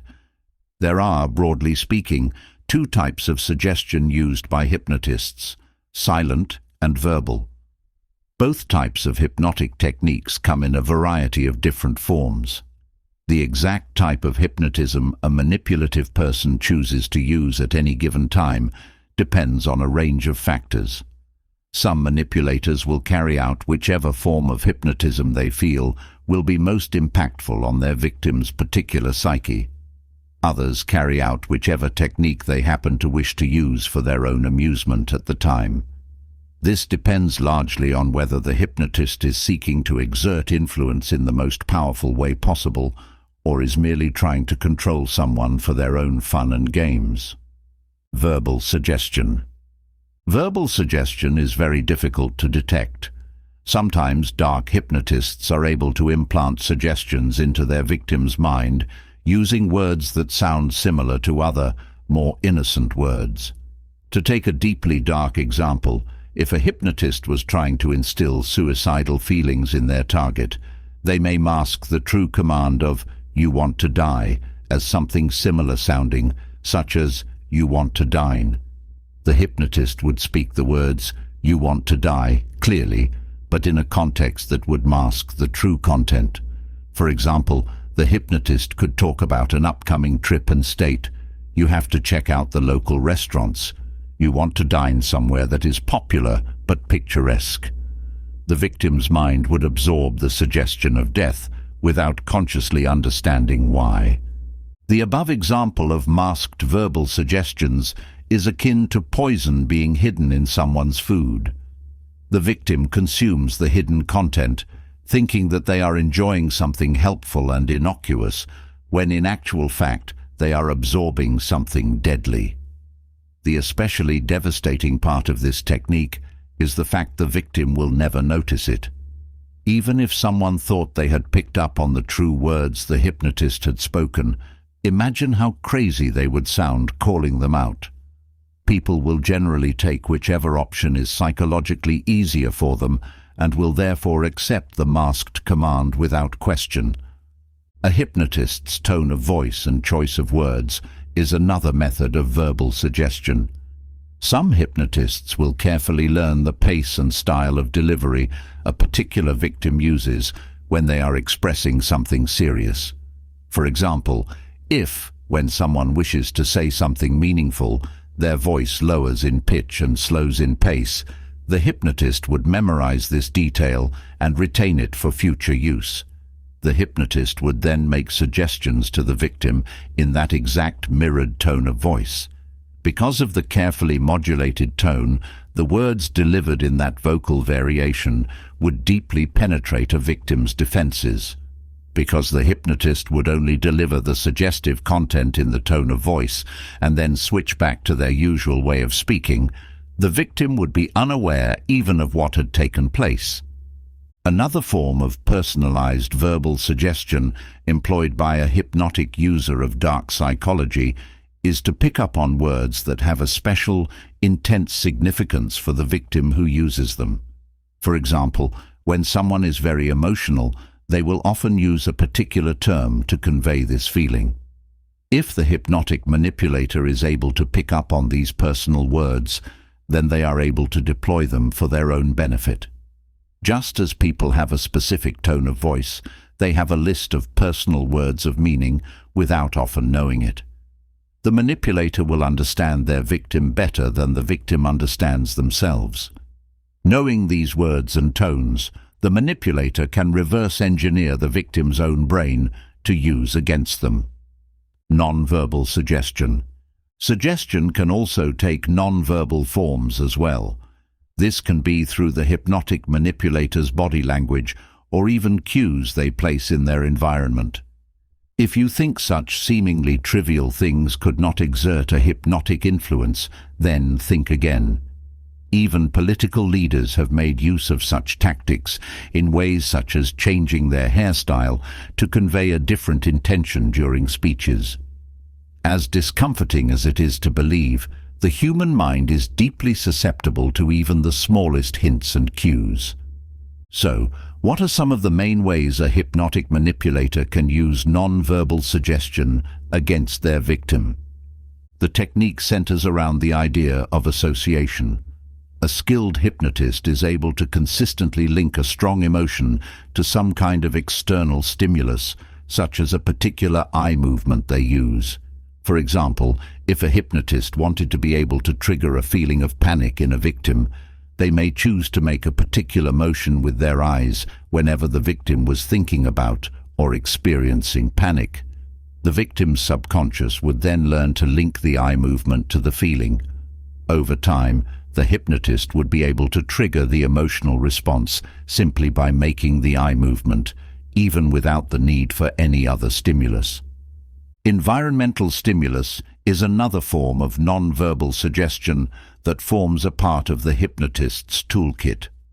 Think of environmental stimulus as being similar to being summoned to the principal's office as a child. The location itself was enough to send you into a feeling of deep panic because you had learned to associate the location with panic and problems. Hypnotists are able to use the same concept to devastating effect in adult life. For example, they will often ensure that a certain type of conversation with a victim happens in one location only. Picture a hypnotist and their victim in a romantic relationship. Every time the hypnotist wishes to get some kind of agreement or consent from his victim, he may be sure to ask her only when they are at a certain coffee shop.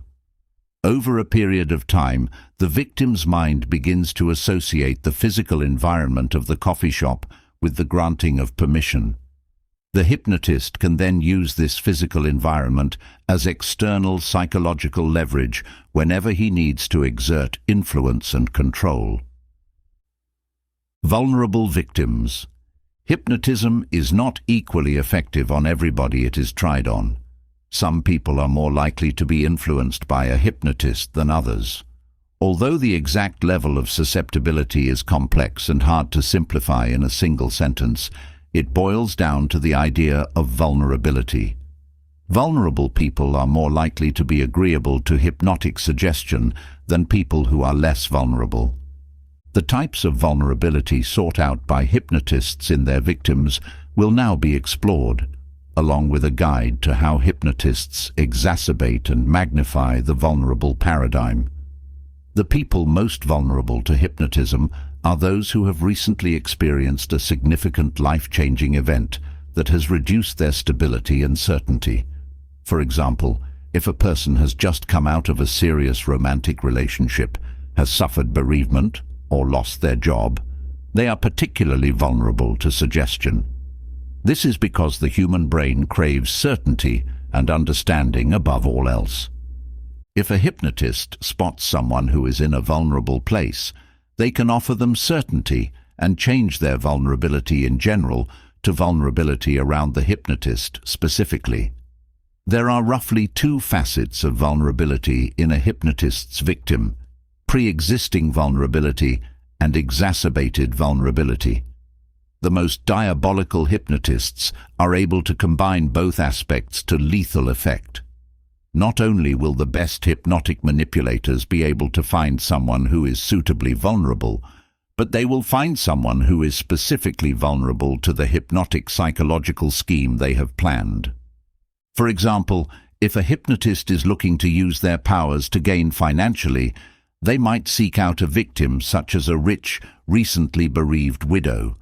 They will then subtly and over time associate their own self with feelings of security and comfort while increasing the widow's general feelings of loss and vulnerability. Eventually, the hypnotist becomes the victim's only refuge from a hell of their own making. As well as seeking out vulnerability in general, hypnotists are known to seek out situational vulnerability as well. This is when someone is in a situational circumstance that makes them more suggestible than their overall baseline of suggestibility. There are tactical tricks a hypnotist can use to ascertain situational vulnerability. One such tactic is trying to induce mirroring behavior in their target. When people feel a subconscious level of connection and rapport with someone, they will start to mirror the person without knowing they are doing it. To check this, a hypnotist might make some small change to their body language, such as a hand motion. If the victim subconsciously mimics this gesture, then it is a sign the victim is situationally vulnerable.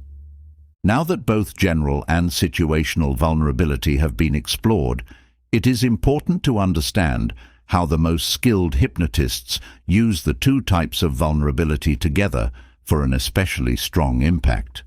If someone is vulnerable in general due to their life situation and vulnerable in particular due to the situation the hypnotist has managed to set up, then that person is in the most influenceable state imaginable. Once such a state has been induced, the hypnotist is likely to move on to the most powerful and advanced techniques they possess, such as NLP. NLP, or neuro-linguistic programming, is a technique that is powerful even in the hands of the most well-intentioned people. Leaders within the world of business and philanthropy are some of the most common advocates of the techniques and principles offered by NLP. Placing such techniques in the hands of people willing to use dark psychology to exploit others is like giving a nuclear weapon to a psychopath. They possess both the power and the will to create serious psychological havoc among their victims. Understanding the main techniques used by practitioners of dark psychology offers insight into the way they can be deployed to devastating effect. Anchoring. Anchoring is an NLP technique that involves linking an emotional state to some form of external stimulus. If you are familiar with the idea of Pavlovian conditioning, then you will understand this tactic. Hypnotists are able to induce a powerful emotion in a victim and then link it to a stimulus, such as a physical gesture or tone of voice. The hypnotist is then able to induce this emotional state at will by performing the linked stimulus.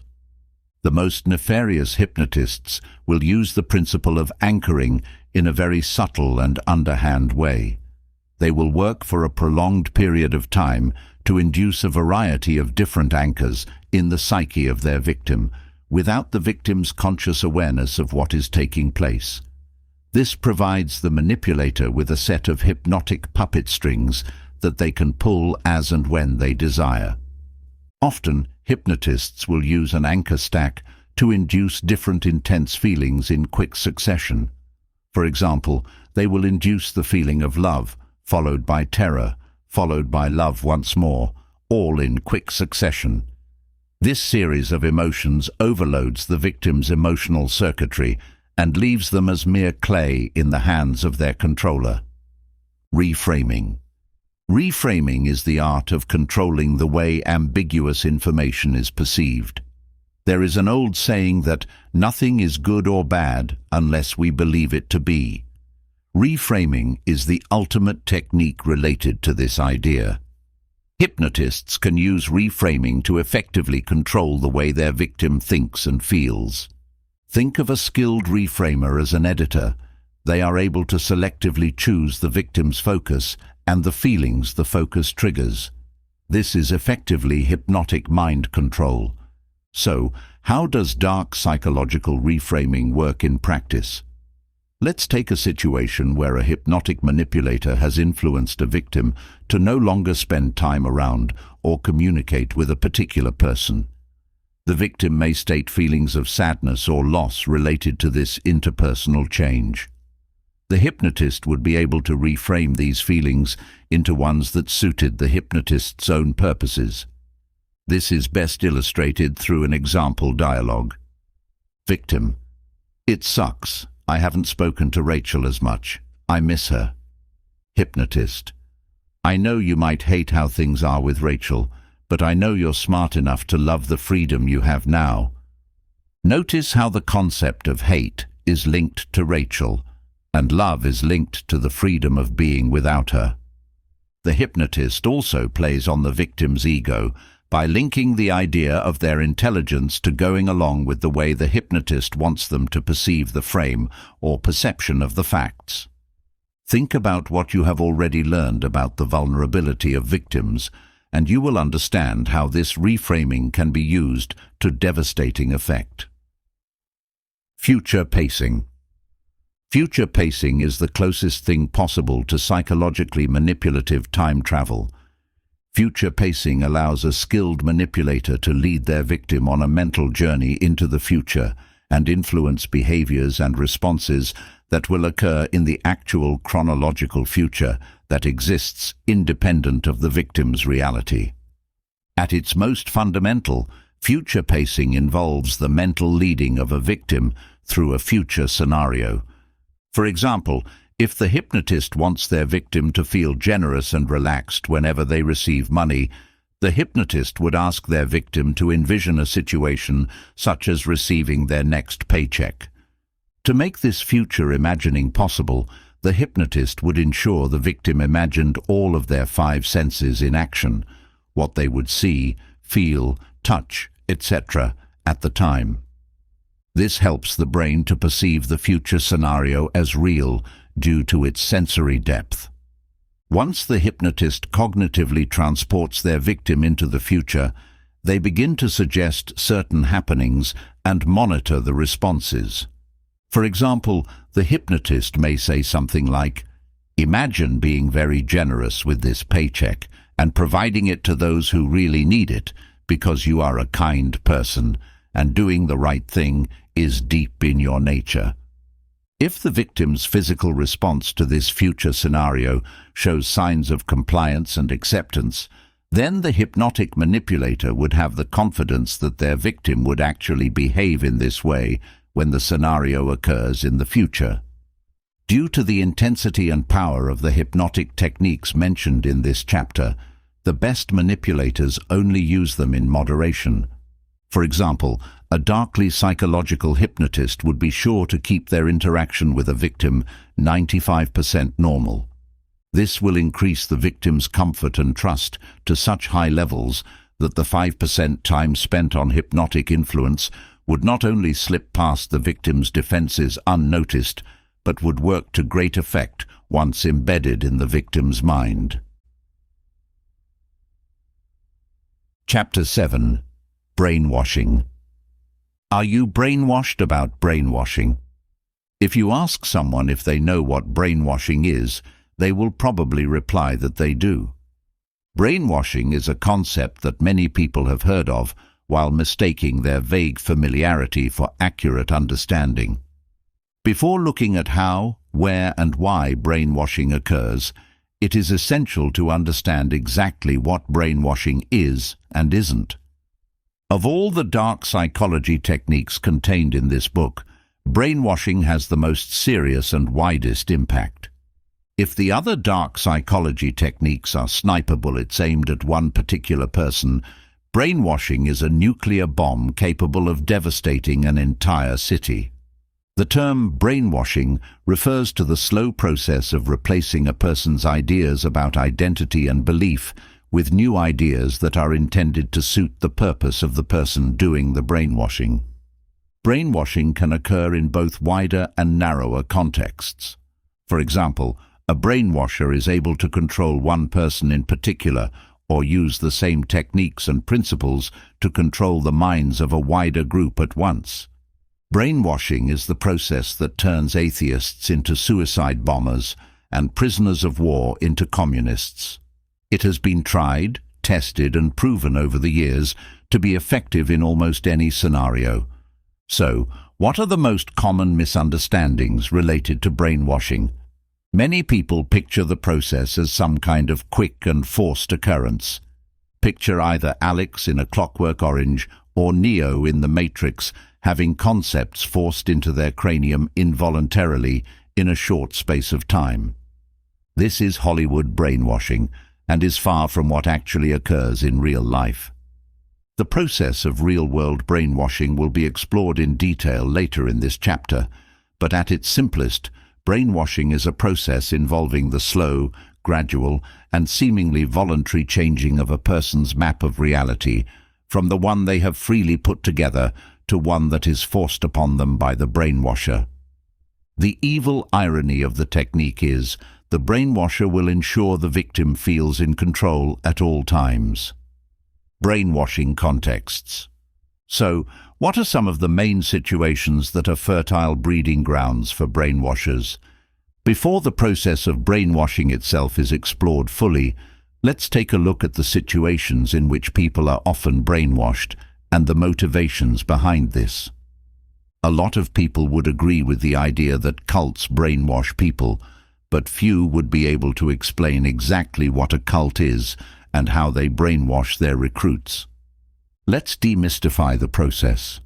A cult is a fringe group, often built around a charismatic leader who is able to exert high levels of influence over their followers. The cult will usually provide a complete understanding of reality to those who follow it. Why exactly is this cult context one in which brainwashing flourishes?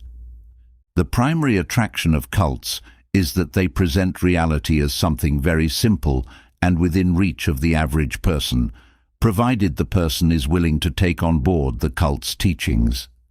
We live in a complex modern world where life can seem confusing and overwhelming. Cults cut through this confusion and tell people, "Don't worry, we have the answer."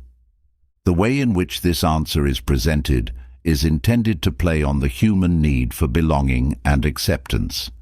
Brainwashing can flourish in this context as a result of the idea of the new normal. What exactly is the new normal? It is a way in which cults are able to influence those they brainwash into accepting their teachings by making them seem prevalent, accepted, and positive. For example, the idea of worshipping a man who claims to be God would be incredibly strange in everyday life. Within the closed environment of a cult, however, this behavior becomes normal to the extent that not doing it would seem strange to people within the cult. This process of persistent social reinforcement is one of the most powerful ways in which the ideological brainwashing of cults is able to occur. Think of cults as drug dealers. Perhaps the newcomer to the cult had been seeking something in their life and came across the cult, just as newcomers to the world of drugs often misguidedly seek out their first high of their own volition. The cult doesn't need to push the drug of their ideology onto the victim, as the victim was already seeking the fulfillment of a void in their life. It is this initial search and readiness on the part of the people who are later brainwashed that makes them so susceptible to the brainwashing process itself. Ideologies are another context, similar to cults, in which brainwashing is commonplace. The difference between a cult and an ideology is that the focus of the ideology is on the idea itself, rather than the person delivering the message and those who follow them. Whereas cults brainwash people into placing faith and trust in the cult leader and their followers, ideological brainwashing involves leading people to place absolute trust in an idea. Ideological brainwashing is incredibly dangerous due to the fact that it goes above and beyond any one individual. Think of extremist religious terrorism, for example. It is possible for a high-profile figure within the ideology, such as Osama bin Laden, to be killed. Does this kill support for the idea itself? No. The dead figures are praised as martyrs who gave their life to the ideology, thus increasing its attractiveness and allure to potential newcomers. Almost any ideology is likely to have an extremist fringe outskirt in which brainwashing takes place. Even something seemingly innocent, like a pop band, can have this impact. Young fans at a psychologically impressionable age link their sense of identity, happiness, and belonging to a pop group, and they will gladly defend this group to extents that are unusually intense. Some pop groups have fans that even self-harm using razor blades if a member quits the group. If you carefully consider this phenomenon of the power of brainwashing, even in accidental, innocent contexts, then consider how devastating the process can be in intended contexts, like cults and terrorist groups. Now that you have a clear understanding of the way brainwashing can occur in broader social contexts, such as cults and ideologies, it is important to understand that a personal one-on-one context is also a ripe situation for elements of brainwashing to occur. There are similarities and differences between group and individual brainwashing, and understanding these nuances can help to identify when either type is occurring. Personal brainwashing is similar to group brainwashing, as it involves the slow and steady replacement of existing beliefs with new beliefs that serve the objectives of the brainwasher.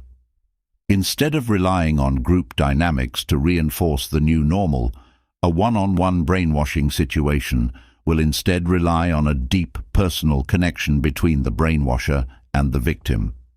This can be even more powerful than group brainwashing, as the content can be modified and altered to the particular psychological constitution of the victim. The process of brainwashing.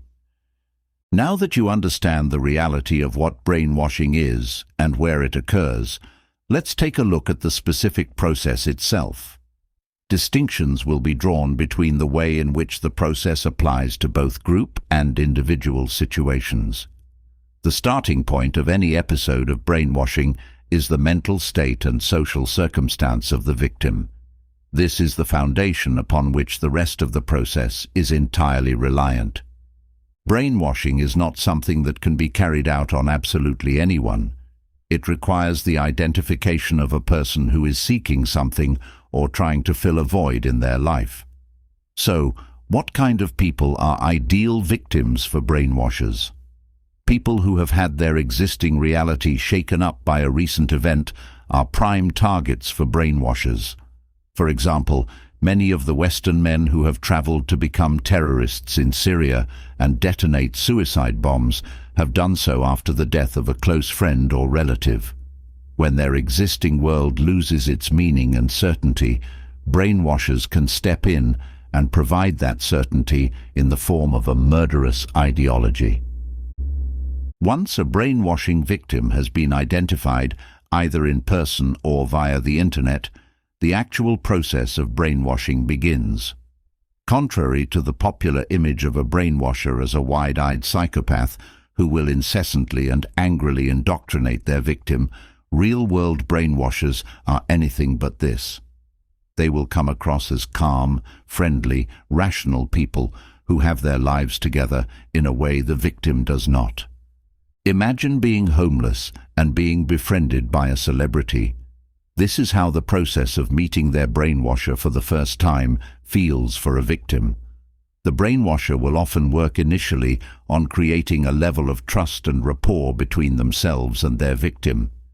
This usually involves creating both deep and superficial similarities.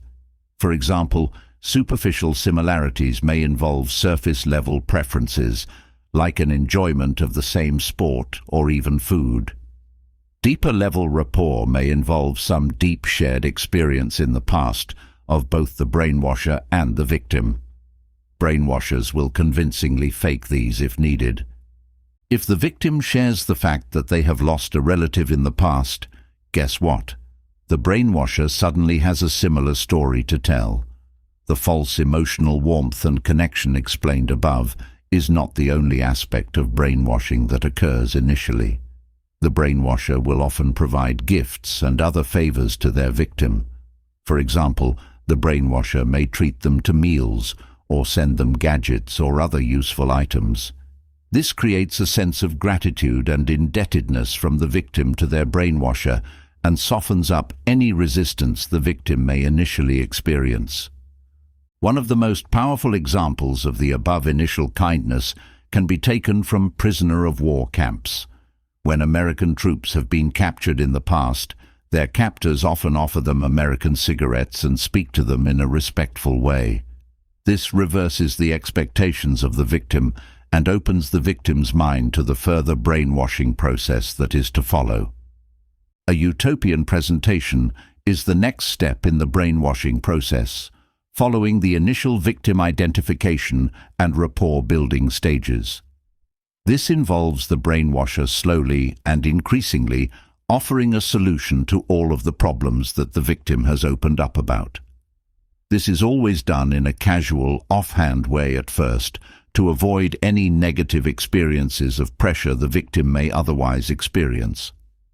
This utopian solution is always whatever cult ideology or personality the brainwasher is trying to convert their victim to: terrorism, communism, or just a charismatic brainwasher's own need for validation and praise. When performed correctly, the initial stages of this process will leave a victim craving more and more information and understanding of the solution that is being hinted at. The brainwasher may even withhold this information initially, as if it is something that the victim must work at being worthy of attaining. This will lead to a strong motivation on behalf of the victim to seek out and accept the information they are eventually provided with. Thanks to the preceding steps, the poisonous ideas that are being implanted into the victim will seem as natural and refreshing as cold water on a hot day. Once the victim is being spoon-fed snippets of their new belief system and responding well to them, the brainwasher will be very careful to reveal the right things at the right time.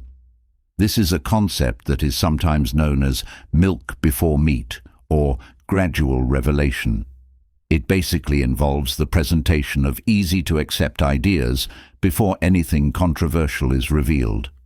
For example, in the case of religious terrorism, recruiters may initially focus on convincing their victim that God loves them. This is usually quite acceptable.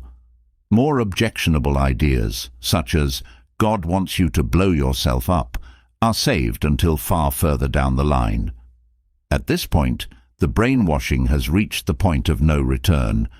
You may be questioning why a victim continues to engage with their brainwasher once the objectionable ideas begin to become apparent. The reason is threefold. First, the already vulnerable victim now feels a strong sense of liking and approval of their brainwasher. Second, the victim has invested time and sometimes money into the process thus far. This is known as the sunk cost fallacy. The victim is loath to throw away all their hard work by walking away from the process. Finally, the brainwasher is likely to have amassed a lot of secretive and sensitive information on their victim. This dirt can then be held over the victim's head, either discreetly or overtly. Both the ideas of a vulnerable victim and the sunk cost fallacy make logical sense. The idea of blackmail and control may be harder to understand at first. Why would a victim respond well to such threats? Well, they are rarely presented in a threatening way. For example, if the victim has divulged a lot of sensitive information to a brainwasher and then begins to give signs of walking away, the brainwasher may appear concerned and insist, "If I can't help you anymore with your problems, I need to make sure someone else can. Perhaps your family or boss need to know what's been going on with you so they can look out for you when I'm not there." Because of the deep sense of rapport and warmth the brainwasher has manipulated their victim into feeling, the above form of blackmail and control is often actually perceived as kind, compassionate behavior. It is often enough to make the victim see sense and agree to remain on the brainwashing path they have embarked upon. Brainwashers are adept at making the pain and struggle of walking away seem epic, so staying becomes the preferable, easy option by default. The end product of this process is the victim believing everything they have been indoctrinated to view as the truth. The power of the process is that the victim will feel they have chosen these views as their own and have sought them out through their own volition. This leaves a previously normal individual as an indoctrinated psychological slave to something they have no idea even exists. The impact of brainwashing. The above analysis of the brainwashing process shows the severity and depth of the technique. It is inevitable that a process as powerful as this has lasting consequences. Some of the main impacts of brainwashing after the process has been completed will now be explored. Loss of identity is one of the most serious side effects of brainwashing. A feature of many cults and ideologies is that people who complete their initiation process are given a new name. This allows the person's psyche to totally detach from their old identity. They can believe things and do things they would never have done before, as the person they used to be no longer exists. When carried out carefully, the brainwashing process leaves a victim feeling as if their old identity was no more real or permanent than a nightmare from which they have awoken. So, is brainwashing simply a process of ideas? Not at all. If brainwashing resulted in only the change of opinions, then it would be far less of a problem than it actually is. The main danger of brainwashing is that it not only changes the ways that people think and feel, but also the way they behave. People go from functional members of society with acceptable positive jobs and interests to brainwashed zombies willing to carry out rape, murder, and suicide. This sounds sensational and dramatic, but it's true. Read on for the proof. If you have any doubts about what brainwashing can drive a person to, consider the following examples.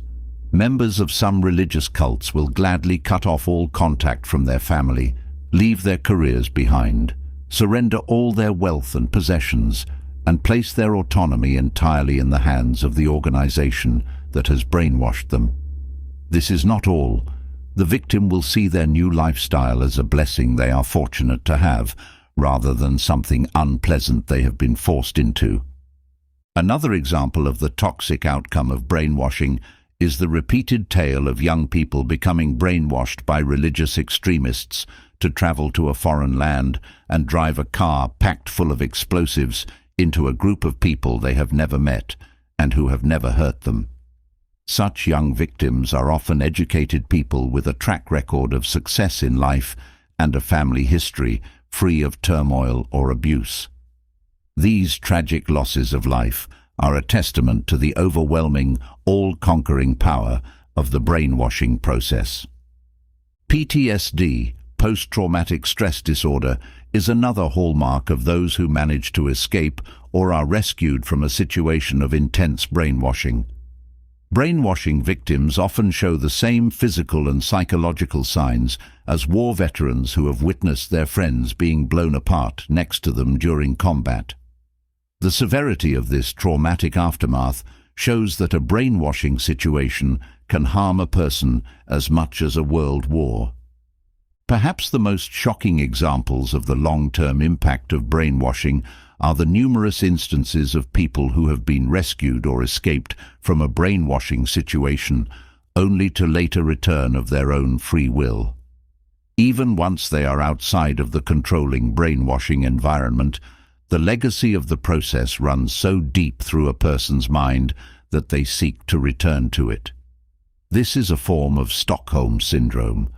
The escapees will actually praise their brainwashers far into the future and defend, support, and justify the ideological stances they were indoctrinated with while captive. Chapter 8. The Dark Triad. What is the Dark Triad? Understanding the Unholy Trinity. The Dark Triad is the key concept that ties together every other aspect of dark psychology. The name sounds like something from a movie, but it is a legitimate psychological concept recognized by all the top practitioners within the field. The Dark Triad is nothing more than the identification of the three most destructive and harmful psychological personality traits a person can have. This chapter will explain in detail what each of these traits is and the different ways they come across in practice. You are sure to recognize that the Dark Triad is the source from which all other dark psychology stems. So, what are the three traits that form the triad? Machiavellianism, psychopathy, and narcissism. Many people may hear these terms and think they understand them instinctively. A psychopath is a dangerous murderer, right? A narcissist takes a few too many selfies. Wrong. Knowledge is power. Each of the concepts must be respected and understood for their power to become apparent. To help your understanding of the powerful Dark Triad, an outline of each of its components and what they consist of will first be provided. Examples of how each dark psychology trait manifests in real-world situations will then be explored. This chapter offers a comprehensive insight into the theory and practice of the three most significant and destructive concepts in the world of dark psychology. What is Machiavellianism? Machiavellianism draws its name from the political philosopher Machiavelli. In his classic work on political power and influence, The Prince, Machiavelli outlines ideas, principles, and tactics that have served as a blueprint for seekers of influence throughout history. So, how exactly does a Machiavellian person come across? The hallmarks of this dark triad trait are a willingness to focus on self-interest at all times, an understanding of the importance of image perception and superficial appearance, and the ruthless exercise of power and cruelty over compassion and mercy. In simple terms, Machiavellian people are incredibly strategic in their approach to life. The ramifications and consequences of any given action are thought out and assessed in terms of how they will impact the person carrying them out. The Machiavellian approach to the world can be summed up in a single question: how will this action benefit me, and how will my public perception be impacted as a result? Machiavellian people are masters of doing whatever personally serves them while still managing to maintain a positive public image. To take but one example, think of former President Bill Clinton. He managed to behave according to his own sexual desires while still remaining liked among the general public. Contrast this with many other politicians who have succumbed to extramarital temptation and are vilified in the public eye as a result. Another example from the political arena is the public image of Barack Obama versus that of George W. Bush. Ask around, and most people will explain that Bush was a war president and Obama a president of peace. In actual fact, they are both about as militant as each other. Obama managed to manipulate his public perception to serve his own image, while Bush did not. This is a powerful lesson on the idea of perception versus reality. What is psychopathy? Psychopathy is hard to precisely define, but it refers to a psychological condition involving superficial charm, impulsivity, and a lack of commonly held human emotions, such as empathy and remorse. Someone who exhibits enough of these traits is known as a psychopath. Psychopaths are some of the most dangerous people to walk the planet and are examples of wolves in sheep's clothing. People might associate the word psychopath with the image of a machete-wielding madman wearing a mask. The reality is different and dangerous. True psychopaths are more likely to be the handsome, charming stranger who wins their victims over before ruining or even ending their life. Interestingly, some of the top names in the field of business consistently score highly on psychopathy personality tests. Many people are beginning to see psychopathy as more of a problem for society than for the psychopath's own lives. Psychopaths are often able to get to the top in any field they choose, be it finance or serial murder, because they are not constrained by the compassionate indecision that most human beings experience. What is narcissism? A lot of people think of narcissism and the narcissists who possess this trait as people who simply love themselves. This is along the right lines, but not precise enough, especially when understanding narcissism through the lens of the dark triad. It is possible to have self-love without being a narcissist.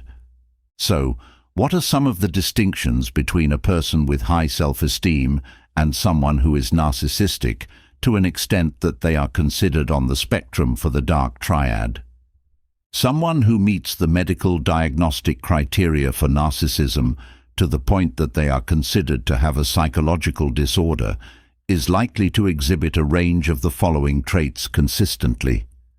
Narcissists are likely to have an excessively inflated self-worth, such as seeing their life as special and one of the most important in history, often the most important. Narcissists are not, in their own minds, only special. They are superior. They are a better species of person, higher in status than normal people. Their behavior reflects their sense of self-worth. Some of the common outward manifestations of narcissism are an inability to accept criticism or dissent in any way. Similar to this need to be agreed with is the need to be flattered. Narcissists are in need of constant praise, approval, and recognition, and tend to organize their lives in a way that gives them constant access to others who fulfill this need. The dark triad applied. You now understand the concept of the dark triad and the three psychological traits that form the basis of this fundamental area of dark psychology. It is important to not only understand the triad itself, but also the various ways in which it manifests in actual behavior. Some examples of behaviors will now be offered for each of the three triad areas. Machiavellian actions. You know that a Machiavellian person is a political schemer, concerned as much with their public image as they are with their cold-hearted pursuit of self-interest above all else. So, how do Machiavellian people behave? This can be a hard thing to recognize, as Machiavellian people are, by their nature, adept at hiding their true intentions and actions from public scrutiny. The following behaviors are all classic Machiavellian tactics that you are likely to encounter at one time or another. For most people who do not meet the clinical definition of Machiavellianism, their public persona is usually a reflection of their genuine private self. Everyone polishes their image and behavior a little in public, but by and large, most people's outward image is nothing more than a polished portrayal of who they really are. Machiavellian people have a clear distinction between what they are and how they come across in the public eye. Examples help to illustrate this concept. There are many cases of serial murderers who have gotten away with their crimes for a long time because their outward image is so far apart from what people imagine a murderer to be. An example is a religious leader who spends a lot of time on charity work and seeming to help regular people while actually committing horrific acts of violence and sexual assault in their spare time. Their public actions are the mask that hides their private self from scrutiny for such a long time. Examples of such a distinction between intent and appearance can be found in areas less extreme than serial murder. There are countless tales of leaders in the world of business who manage to ruthlessly cut jobs and pursue profit over people whenever possible. The very best of these bosses, in terms of Machiavellianism, are actually able to get people to buy into the notion that they are behaving through necessity or even compassion. Such leaders are almost role models for those who wish to serve only their own desires, while seeming to be men of the people at the same time. A willingness to exploit people is another hallmark of Machiavellian individuals. To illustrate this example, think of a newcomer to an average office workplace. If this person was not clinically Machiavellian, they would look around and see a room full of different co-workers to get to know, each a human being just like them, some good people, some bad people. A Machiavellian office newcomer would see every single colleague, boss, or team member as just a resource or piece of a puzzle to use and exploit. Rather than seeing others as fellow human beings, the Machiavellian individual would just see a series of strategic threats and weaknesses to manage, exploit, or neutralize. This is a large part of the reason that Machiavellian people are so aware of how they come across. They know this outward portrayal is the key to exerting influence and successfully exploiting everyone they come across. One of the original Machiavellian principles derived from The Prince is an insistence on only keeping a word or promise if it serves self-interest to do so. At first glance, this idea might lead to an understanding of Machiavellian people as those who are known as untrustworthy. This is a fundamental misunderstanding. If a Machiavellian person breaks their word, they do so in a way that actually makes them appear noble and somehow praiseworthy. This can be illustrated with an example drawn from contemporary politics. Do you remember, prior to Barack Obama's election, his promise to close down Guantanamo Bay? Has this been kept? No. Instead, Obama somehow has portrayed himself as a nobleman held back by a cruel system, rather than a politician who broke his word. This is the fundamental difference between a skilled Machiavellian man and a regular person who can't be trusted. The instilling of fear in the people around them is another hallmark of Machiavellian individuals. This stems directly from the prince, which urges people to be both feared and loved simultaneously. If this is not possible, then the book states being feared is preferable to being loved. This concept of the desirability of being loved and feared at the same time relates directly to the Machiavellian trait of splitting public and private perception. The perfect Machiavellian is able to inspire fear and obedience in the very people who would genuinely claim to feel love stronger than fear as a result. Psychopathic actions. You have a clear understanding of the main psychopathic traits and what differentiates true psychopaths from those in the public imagination. Unless you are a trained psychotherapist with intimate access to a person, you will not be able to recognize them as a psychopath on the basis of theoretical knowledge. Instead, it is essential to recognize the outward manifestations of psychopathy, as these are usually the only way to detect psychopathy before it is too late. Charm is one of the most common outward behaviors of a psychopathic person. It must be understood, however, that this is superficial charm rather than deep, genuine charm. If you think about a genuinely charming person from your lifetime, you are likely to recognize they had positive personality traits underpinning outward displays of behavior. If such a genuinely charming person behaved in a charming way, it was a genuine expression of kindness and a desire to make people happy. This is not the case with a psychopath. Psychopaths are able to exhibit all the outward signs of charm, such as physical attractiveness, apparent warmth, and interest in others. The inward motivation behind such outward displays is the reason it is such a red flag. Psychopaths view charm as very much part of an equation. The internal reasoning goes something like, if I display signs of charm to this person, it will make them feel this way, and I will experience this advantage as a result. Everything is very calculated and shallow. There is no genuine depth of feeling behind any outward displays of behavior. Lying is another trademark feature of psychopaths. It is not, on its own, enough to place a person within the diagnostic category of psychopathy. When combined with other traits, however, it can indicate a psychopathic personality. Lying comes as naturally for a psychopath as breathing does for most psychologically healthy people. A psychopath is able to convincingly present the truth as whatever they need it to be in a particular moment. Psychopaths also don't show outward signs of lying, as they have no emotional attachment or feelings of shame, guilt, or excitement about their lies. For psychopaths, lying is just doing what is needed at the time.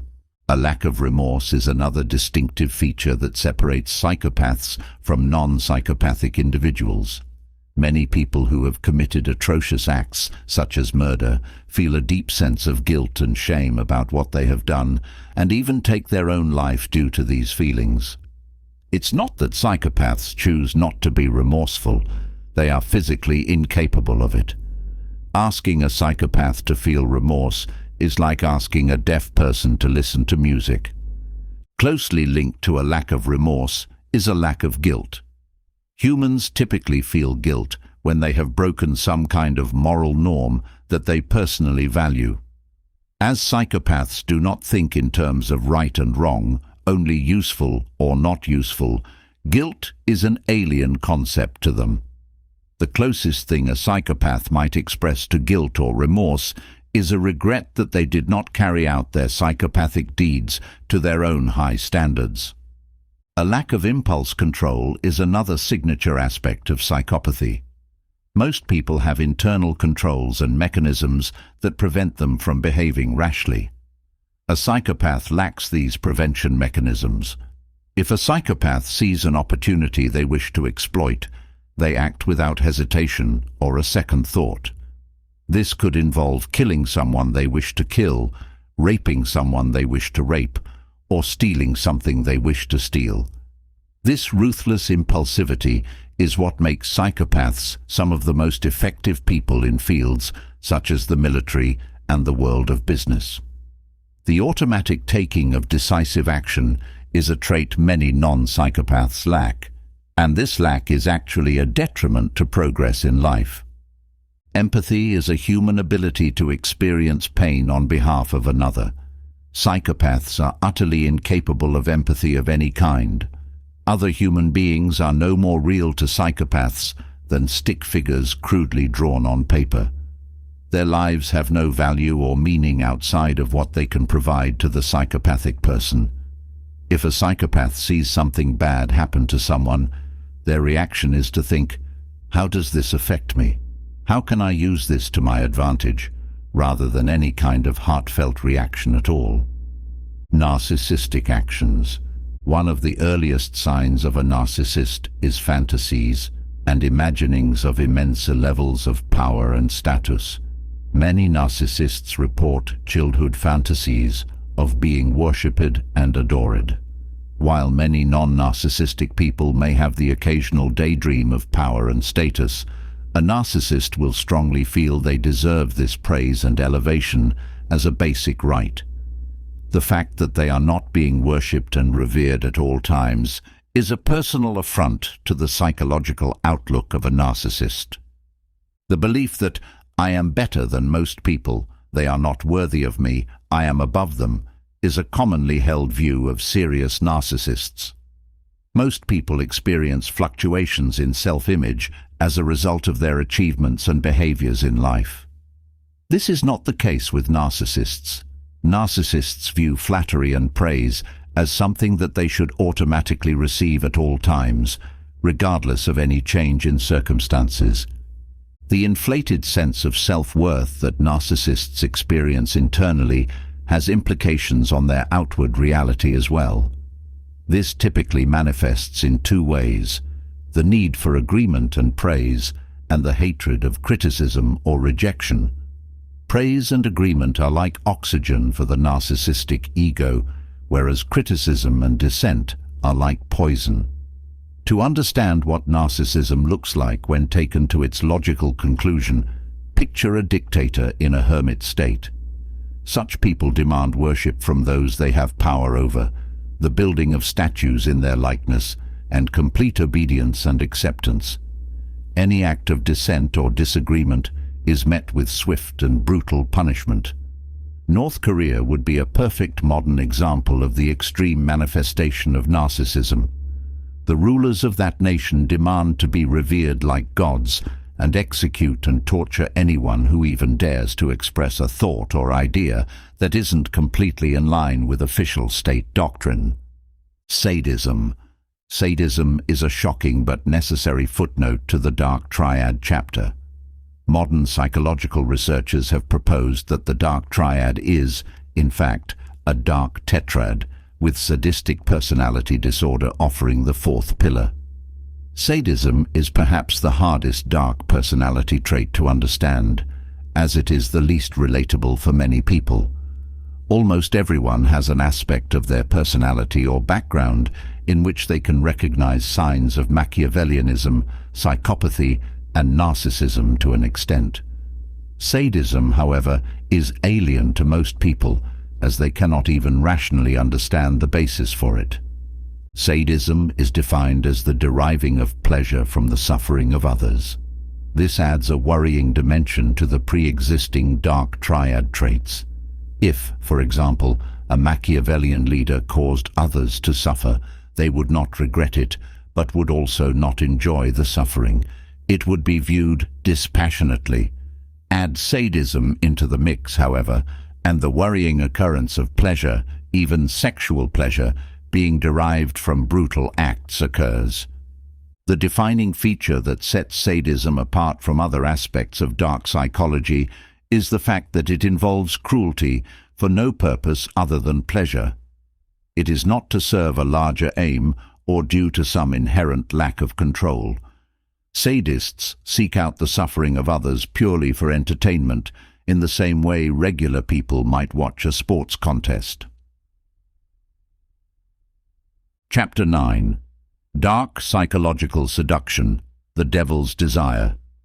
Seduction and sexual conquest are such common motives and features of dark psychology that they deserve their own chapter. Almost everyone has a friend who has been seduced by someone using dark psychological principles. Perhaps in your own efforts in the dating world, you have tried to use some form of underhand influence to your own advantage.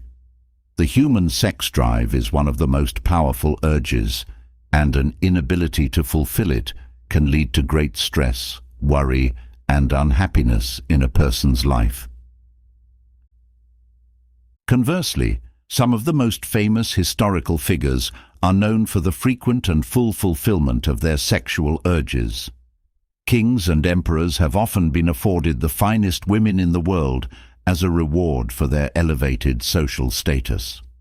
One particularly famous example of a powerful seducer is King Henry VIII of England. His appetite for women was so strong that he created a new religious movement in order to allow him to marry as many women as he chose. He also exercised utter control over his wives, with many of them ending up beheaded. King Henry VIII is but one historical example of the role of seduction and desire within the world of dark psychology. The prevalence of this particular topic and motivation is a sign that it forms a key aspect of dark psychology. A failure to understand how seduction and desire relate to dark psychology leaves a student with an incomplete knowledge of the topic. So, is all seduction dark psychological seduction? No. All seduction involves the pursuit of another human being. Most people who are not adept at the skills of dark psychological manipulators do this in a very clumsy and unstructured way. To illustrate this idea, think of the classic romantic comedy setup with a clumsy guy making mistake after mistake in his pursuit of the girl. A skilled psychological seducer is more like Ryan Gosling in Crazy, Stupid, Love, or Will Smith in Hitch. They know what they want and know how to get it. As you will see in this chapter, the use of dark psychology in the pursuit of seduction is neither inherently good nor bad. This can only be judged in relation to the impact it has on the person seduced. An entire section of this chapter is dedicated to understanding the difference in outcome between moral and immoral seduction. So, how can this chapter be used? At the very least, it will complete your understanding of dark psychology as a general concept. Any book not containing detail on seduction would be an incomplete work. You can also make practical use of the information if you desire. Whether you choose to protect yourself and your loved ones from dark seducers or become one yourself is entirely your choice. This chapter will change the way you see the dating world forever. Why dark psychological seduction? One of the main questions people often have when they come across the idea of dark psychological seduction for the first time is, why? Why do people choose this particular path of attraction? Is it not better to go on dates and court someone slowly and honestly? Understanding why people choose the path of dark seduction is the first step in understanding its immense power. Let's consider someone who goes about their love life without using any ideas or techniques found in the world of dark psychology. This person will be referred to as a conventional dater. This conventional dater spends a lot of time and money on someone before they ever enjoy them sexually. They may marry them and make a public promise of faithfulness and commitment no matter what. Later down the line, the conventional dater, now the conventional spouse, may find that their life is not as they imagined. Both they and their partner rushed into the wedding, and it has not fulfilled the expectations they had for it. Both partners are left with a choice: either stay in a lifeless and unsatisfactory marriage or cheat on their spouse. Who would want either path? This unhappy conventional dater can be contrasted with the satisfied seducer, who uses dark psychology to get whatever they want out of the area of romance. No other person is too important to them because they know their use of dark psychology means they will always be able to find someone else. This makes them approach life with a carefree, non-needy mindset.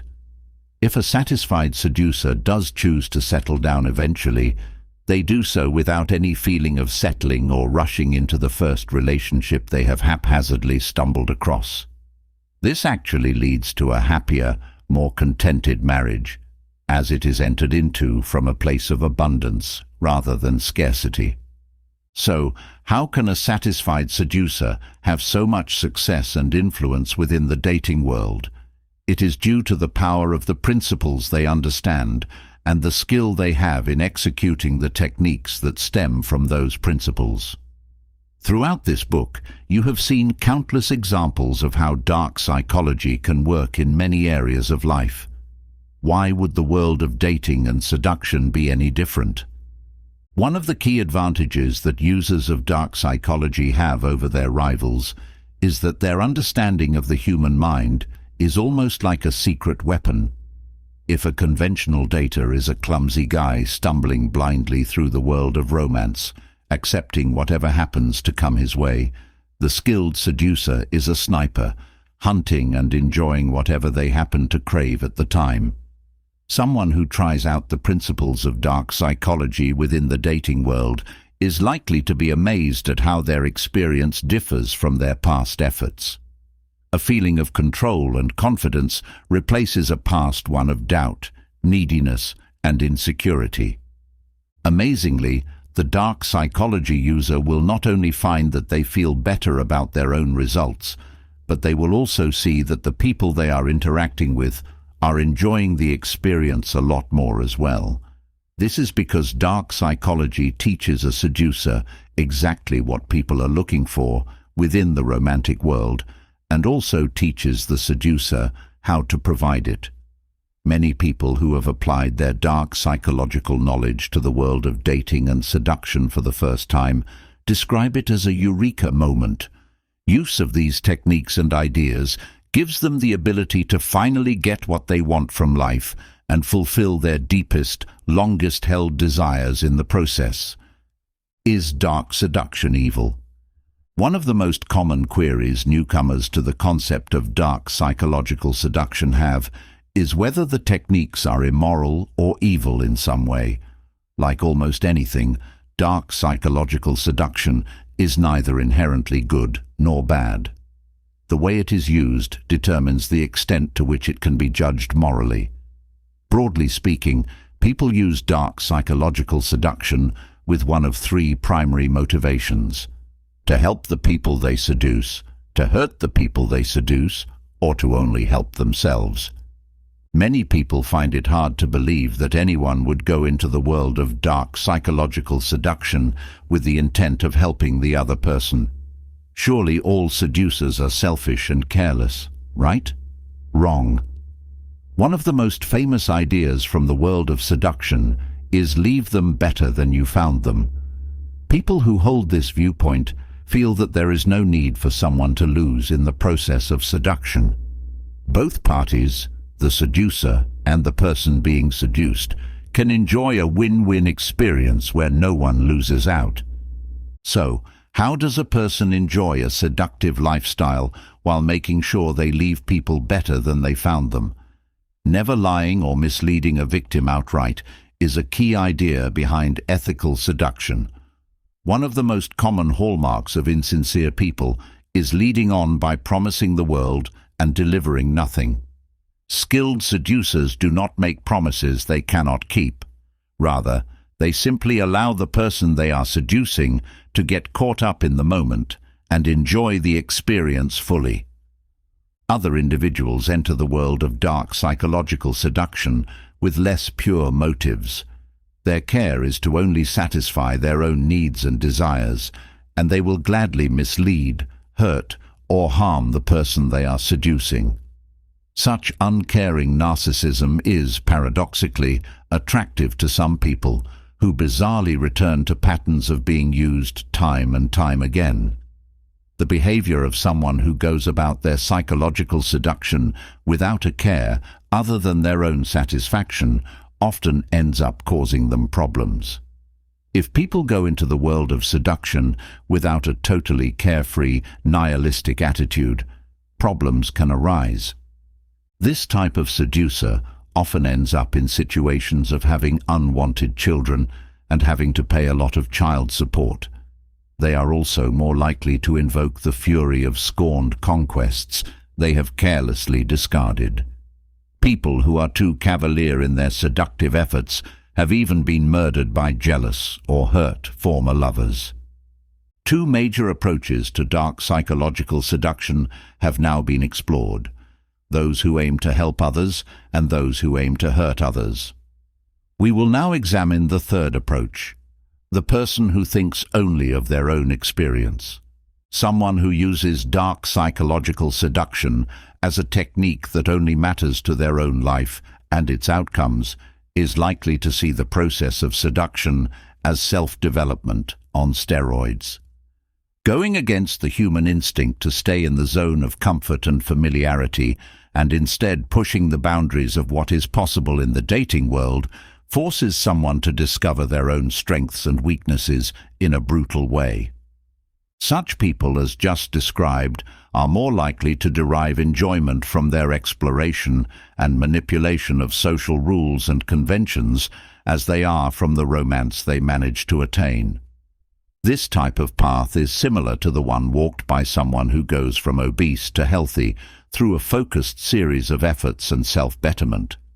The impact they have upon the people they are seducing is less important to them than the impact their dark seduction has on themselves.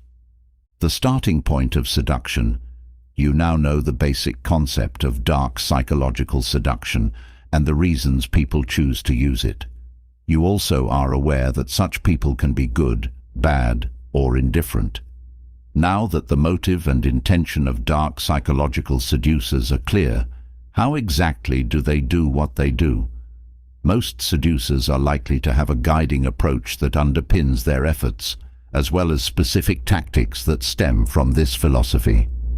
In our exploration of these different philosophies, we will see many familiar ideas from dark psychology.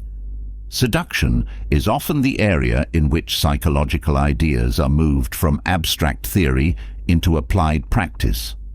One approach to dark psychological seduction is the deployment of a very structured, rigid process.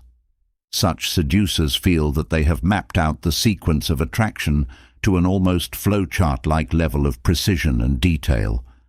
They see the process of psychological seduction as predictable and replicable. Their systems are likely to work for them in particular, but also for others in general, who are able to understand and implement them properly. A hallmark of such seducers is their usage of a series of different stages. Some will try and lead their target through a structured range of emotions, such as interest, followed by attraction, followed by excitement. Such seducers see their seduction process as a series of checkpoints to pass through in order to achieve their eventual aim. One of the strengths of a structured system of seduction is that it gives those who follow it a feeling of certainty that they always know what to do next. They don't have to worry about what to do next because the process is as habitual and routine as driving a car or brushing teeth. A disadvantage to this rigid approach is that it can cause problems when someone is not responding as intended. Structured seducers sometimes lose sight of the fact that people are unpredictable, individual humans, rather than predictable computer operating systems. The approach to seduction that stands most strongly in contrast to the structured approach is the natural approach. This involves cultivating genuine emotional states internal to the seducer and then freely expressing them to the person they wish to seduce. For example, a person using this type of unstructured seduction is likely to spend time understanding their own emotional makeup and outlook and how to perfect it. They then express this externally to other people. The basic philosophy behind this approach is, I can't make other people feel good until I feel good. NLP and hypnotic seduction is a subset of dark psychological seduction and the ideas that underpin the general concept. Unlike structured seduction, or the more natural variant, NLP hypnotic seduction involves triggering particular emotional states in the person who is the target of seduction and then linking these states to the hypnotic seducer. For example, the NLP approach to seduction may involve allowing a person to explore their own intense positive emotions and then anchoring the trigger for these emotions to the person who induced them, the seducer. The seducer is then able to trigger intense physical pleasure in their victim by issuing the anchor, such as a particular gesture or tone of voice. Hypnotic seduction is a difficult technique to use regularly. This is because few things put someone's guard up as much as the slightly odd techniques involved in NLP. Structured or unstructured seduction at least comes across as normal, whereas hypnotic seduction does not. Some people respond very well to it, however, and those who do are likely to be a better match in terms of personal compatibility with the hypnotic seducer. Some psychological seducers are able to invert the traditional seduction dynamics and gender roles to great effect. For example, the typical view of seduction throughout history is that the man is the aggressive party and the woman plays the more passive role. Inverting this can lead to powerful outcomes. Some men find that they are able to allow themselves to become the prize, the one who is chased. This inversion of the expected norm can lead to a refreshing change from the mundane routine of dating for everyone involved. Female psychological seducers are also able to use the inversion of traditional seduction dynamics to powerful effect. Some men are totally overwhelmed if the woman is the aggressive, confident pursuer, and a lot of women also report feeling a sense of empowerment and proactivity that they have not experienced within their romantic life at any time before. Some people also enter the world of psychological seduction with the intention of breaking free from the constraints of monogamy that have held them back throughout their life. This approach is sometimes known as polyamory, an open relationship, or some other variation on this theme, depending on the need of the person pursuing it. By learning dark psychological techniques, this type of seducer is able to pursue their true desires in a way that is open, honest, and effective. The techniques. You now know the guiding principles behind psychological approaches to seduction and the motivations that people have for carrying them out. So how exactly do people go about translating these ideas and theories into actionable principles and techniques? The indirect approach is a key technique within the world of seduction. One mistake that many people make in the world of conventional dating is offering a cheesy and unappealing icebreaker when introducing themselves to a potential seduction target. Nice eyes, you look pretty, good song, right? All these are examples of some of the most cliched icebreakers out there. Why are these so bad? Women are likely to have heard them countless times before and are instantly switched off upon hearing them. When a seducer uses such an awful line, it suggests they are a bland and unappealing person. The indirect opener is a breath of fresh air in comparison to its cliched precedents. An indirect opener is any ice-breaking gambit that initiates a social interaction without conveying sexual intent.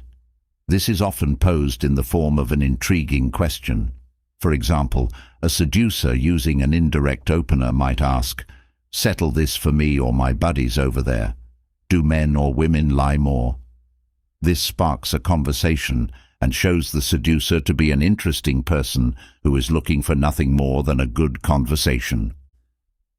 Indirect openers also have the advantage of eliminating the possibility of rejection. Someone using an indirect opener is not offering themselves in any way to the person they wish to seduce, and it is impossible to reject something or someone that has not been offered. Social proof is another key technique in the world of dark psychological seduction. People who are popular are instantly more attractive than those who are not. Why? It's human instinct to assume that if a person is widely liked, there is something likable about them. Anyone's worst nightmare is being seduced by some creepy loner with no friends and no worth. Someone close to a person like this is likely to be better lonely and needy. So how can social proof be used in the area of psychological seduction? This is a case where showing is more powerful than telling. Many people make the mistake of actually talking about their popularity or success in a way that comes across as bragging or some other form of try-hard, unnatural behavior. It is better to simply be at a table in a club or bar with a group of interesting people. This conveys social value without rubbing it in a person's face. One use of social proof is particularly devious. Let's picture a psychological seducer in a bar or club environment. They see a girl they want to go and talk to. Instead of directly approaching the person they wish to seduce, they instead approach someone else first, strike up a conversation with them, then move over to their original target and begin interacting with the originally intended person. This removes the perception of loneliness that would otherwise exist.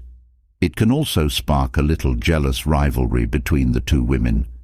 Being something of a challenge is a dark psychological technique outside the grasp of most conventional daters. Most people make the mistake of being too keen, too eager, and too available. An example would be a man who calmly waits while some girl in a bar ignores him completely, or a woman who puts up with some form of disloyal or disrespectful behavior from the person they are with. The opposite of this display of low personal standards is a display of being challenging. This can take numerous forms. One technique that makes use of the challenging principle is to walk away from a seduction target if needed. For example, if the target is being cheeky or sassy, the seducer can playfully say, "You're done," and turn to walk away. Most times the target will be wowed by this unconventional behavior and enjoy interacting with a person who has standards and self-confidence. Another way of being challenging is by using carefully chosen playful teases during the course of an interaction. Most people, when trying to seduce someone, are excessively positive.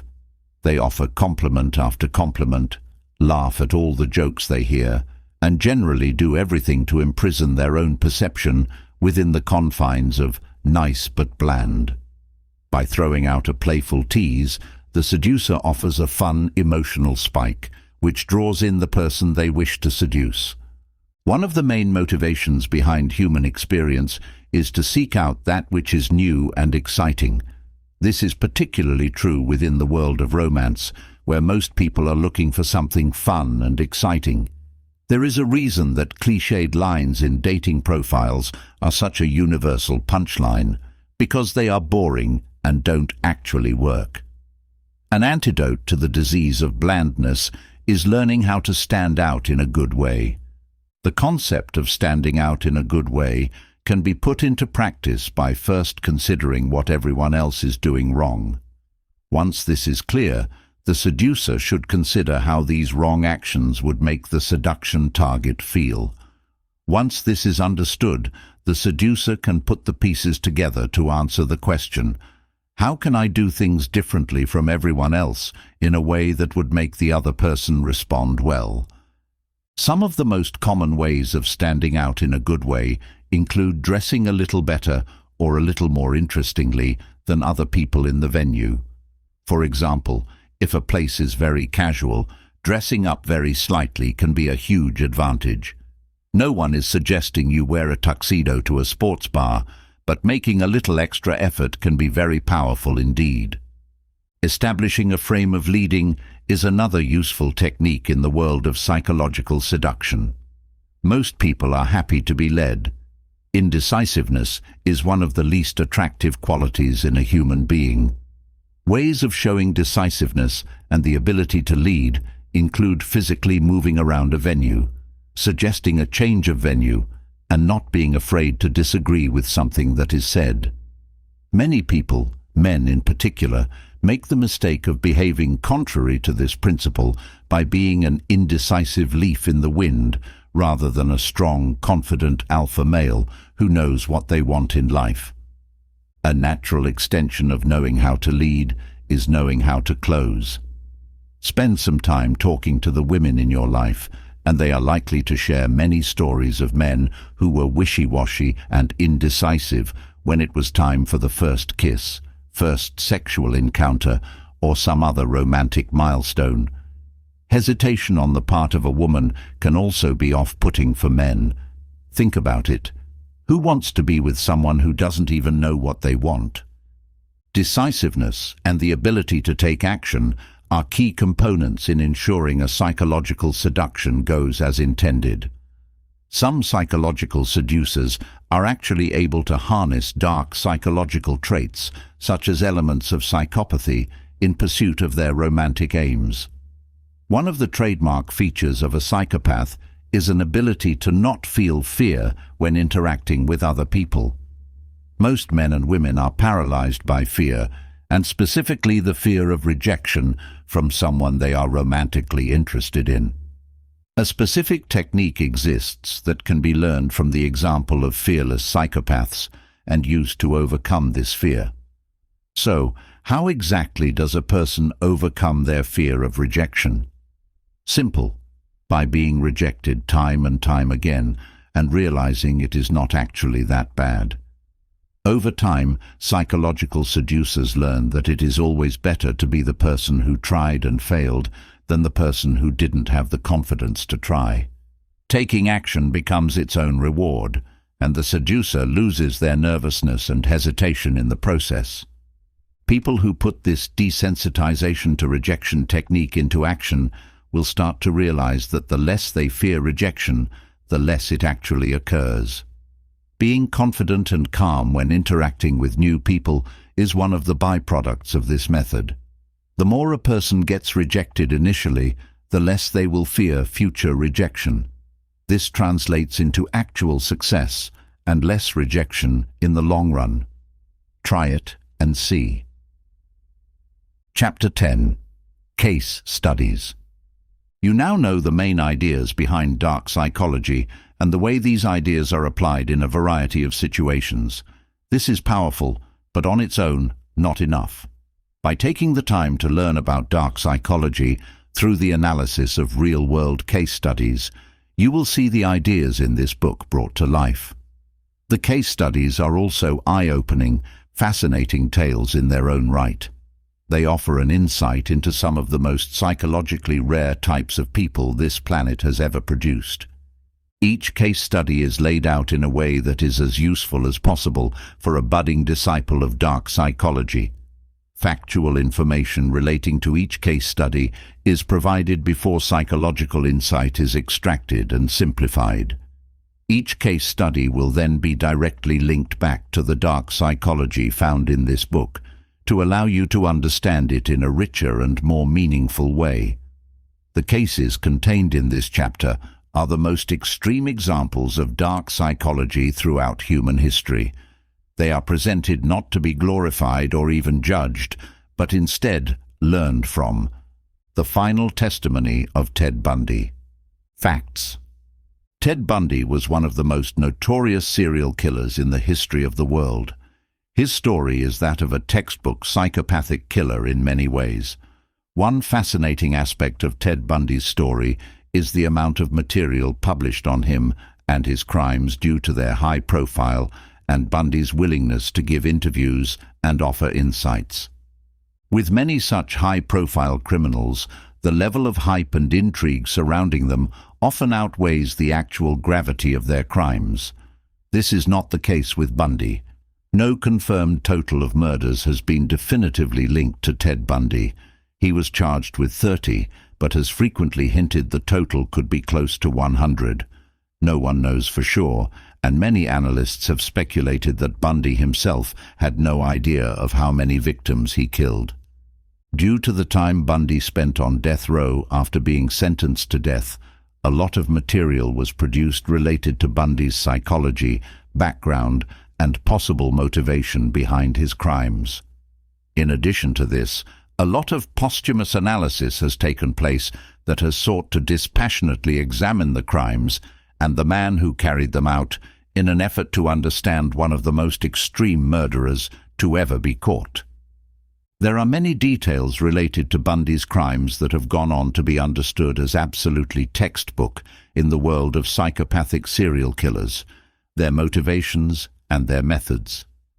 We will now explore some of the more striking aspects of Bundy's crimes before analyzing this man and his life for insights into this book's chosen dark psychological principles. One standout feature of Bundy's lengthy murder career is the way it evolved over time. Bundy himself stated that when he first started killing, he was sloppy and opportunistic. Chillingly, like other masters of their field, Bundy evolved his process over time and became more elaborate, careful, and methodical in the way he operated. It is hard to have definitive insight into the mind of Bundy because the man was known for disguising the truth as much as possible. He was frequently described as a changeling or shapeshifter due to his ability to mask his true physical appearance with subtle but comprehensive misdirections, as well as his ability to offer whichever biographical red herring happened to serve his own purpose at the time. As skillfully as Bundy was able to conceal his true motivation, method, and background, his deceptive ways provided invaluable insight into the nature of deceptive psychopathic killers. The main lessons related to the dark psychology of Ted Bundy will now be summarized. Insights and links to dark psychology. Many books have been published aiming to understand and learn from the case study of Ted Bundy. Instead of spending hours laboring through such works, you can read the main insights that are concisely offered in this book to boost your understanding of dark psychological topics. Deception is one of the dark psychological traits that Bundy was a master of. This extended to his way of interacting with people both during and following his crime spree. Bundy was able to deceive both physically and psychologically. Bundy clearly understood the power of perception and public image. It is an undisputed fact that many people who encountered him found him to be a charming and attractive man. This is a hallmark of psychopaths, who are able to project the outward appearance of charm and desirability without any inner truth to that facade. The emotional coldness and detachment of men like Bundy become clear when you stop and consider that a human being was able to inspire attraction and comfort in his victims moments before brutally assaulting and killing them in some of the most sadistic and ritualistic crimes known to humanity. A psychopath's ability to understand the motivations and biases of those they manipulate is also apparent in Bundy's actions and words. Nothing illustrates this better than the interview Bundy gave to moral campaigner James Dobson the night before his execution. Knowing full well that Dobson was campaigning against pornography at the time, Bundy was able to portray his motivation as stemming entirely from early exposure to pornography. He also skillfully fed Dobson exactly what he wanted to hear in a bid to deflect attention from his actual actions, alluding to demonic possession and other material sure to catch the attention of Dobson's Christian audience. Bundy also illustrated a psychopath's ability to detach entirely from what they are doing. He was notorious for using cryptic hints regarding the location of bodies in exchange for more time before his execution. In the mind of a psychopath such as Bundy, a dead child's body is nothing more than a bargaining chip to be exploited for personal gain. The high intelligence of many psychopaths is also evidenced by the way Bundy operated. The reason he was able to remain at large for so long was due to his in-depth knowledge of law enforcement detection methods in an era where such things were less widely known than they are today. Bundy also showed strong signs of sadism and narcissism by torturing his victims, taking pictures of their bodies, and referring to himself in the third person. Lessons from history's narcissistic dictators. One of the textbook traits of narcissists is their view of their own status and self-worth as far in excess of anything actually justified by reality. This usually leads to people with an inflated ego being trapped in lifestyles and situations that they see as fundamentally beneath them. Occasionally, someone with a narcissistic personality is born into a situation where they have the power and status to express their narcissism fully. Nothing exemplifies this more than some of history's dictators who had the power and control to match their egos. Some of their stories are presented here. Sapa Maratni Niyazov is one of the best examples of a narcissist having the opportunity to fulfill grandiose inclinations. He took over as leader of Turkmenistan and was able to take advantage of a power vacuum left by the collapse of Soviet ideology. His ascent from leader to pure manifestation of narcissism began when he decided he should be president for life of Turkmenistan. From there, total power led to some memorably narcissistic choices. One of the more infamous aspects of Niyazov's rule was the renaming of the months of the year to reflect his own personal glory. He implemented bizarrely specific laws in accordance with his personal whims, such as restricting citizens' appearance and renaming common, everyday objects according to what he felt they should be called. Perhaps the most powerful example of Niyazov's grandiosity was his production of a religious text that was given equal status within the country as established scriptures such as the Holy Quran. Other dictators, such as Colonel Gaddafi of Libya, have produced similarly revered texts. This is a known trait, perhaps best evidenced by the status afforded to Adolf Hitler's Mein Kampf within Nazi Germany. A better-known yet equally terrifying dynasty of dictators is that of the leaders of North Korea. Current dictator Kim Jong-un and his father, Kim Jong-il, are afforded the status of deities within their tightly controlled nation, and this is reflected in the facts that North Korean citizens are provided about their lives. For example, Kim Jong-il is remembered for shooting a round of golf consisting of all holes in one on his first attempt at the sport. North Korean citizens are so tightly indoctrinated into the political personality cult that governs their lives that they often take such claims at face value. Insights and links to dark psychology. So, what can such outlandish examples teach us about narcissism? Many of the traits exhibited by such dictators are examples of how controlling and pedantic narcissists become when granted enough power to carry out their wishes. Let's take North Korea as an example.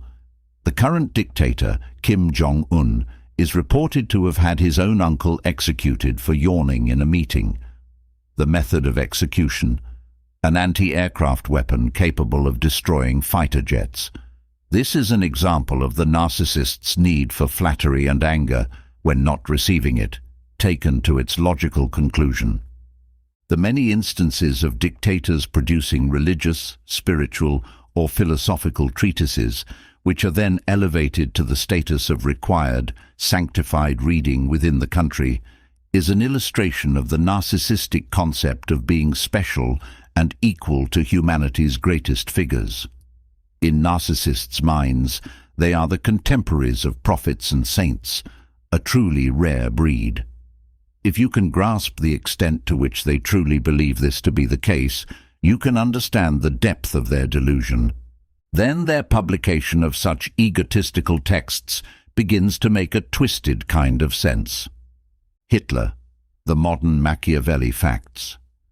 Many parallels can be drawn between the political ideas of Machiavelli, as expressed through The Prince, and the political career of Adolf Hitler. The argument can therefore be made that Hitler is the best possible illustration of what a true modern Machiavellian leader looks like. We will first take a look at the similarities between Hitler's thoughts and deeds and those of Machiavelli before exploring the insights into Machiavellianism as a trait that Hitler provides. One of the first similarities that can be drawn between Machiavelli and Hitler is the assertion in The Prince that peace should only be seen as a brief respite in a never-ending war. Hitler was devoted to conquest and planned to eventually take over the entire world under his totalitarian Third Reich. Hitler is, therefore, the closest thing the modern world has seen to Machiavelli's idea of a ceaseless warrior ruler. Machiavelli was also an advocate of creating and manipulating reality to suit a predetermined political aim. Infamously, one of Hitler's core doctrines was the persecution and subsequent extermination of Germany's Jewish population. One of the key events that helped Hitler pursue this genocidal goal was the false flag operation known as the Reichstag fire. It is a matter of debate whether Hitler engineered this event to suit his anti-Jewish and anti-communist agenda, but a large body of evidence suggests he did exactly that. Regardless of the exact circumstance, the incident is a powerful illustration of a Machiavellian false flag tactic being used to serve another aim entirely. One of the key ideas behind Machiavelli's political thought and subsequent Machiavellian individuals is that power is a worthy end goal in and of itself. No matter what methods are used to hold on to and retain power, they are justified according to Machiavelli's blueprint of how a leader should behave. Hitler is a textbook example of this concept in action. Hitler knew how to manipulate the political system of the time, as well as the hearts and minds of the German people. There is a strong suggestion that Hitler may have escaped Nazi Germany and fled to Argentina to live out the rest of his days surrounded by fellow Nazi escapees. This is difficult to prove either way, but is a plausible illustration of never letting go of power, even in the face of apparent death.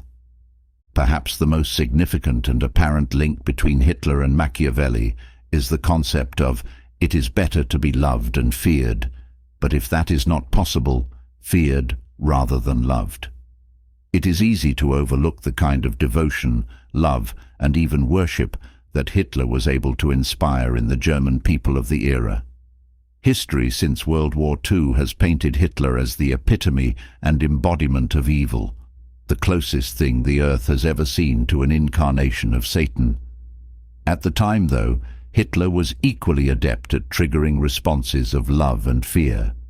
One needs only to watch videos of Hitler's speeches to see the mixture of awe and terror Hitler was able to provoke. Insights and links to dark psychology.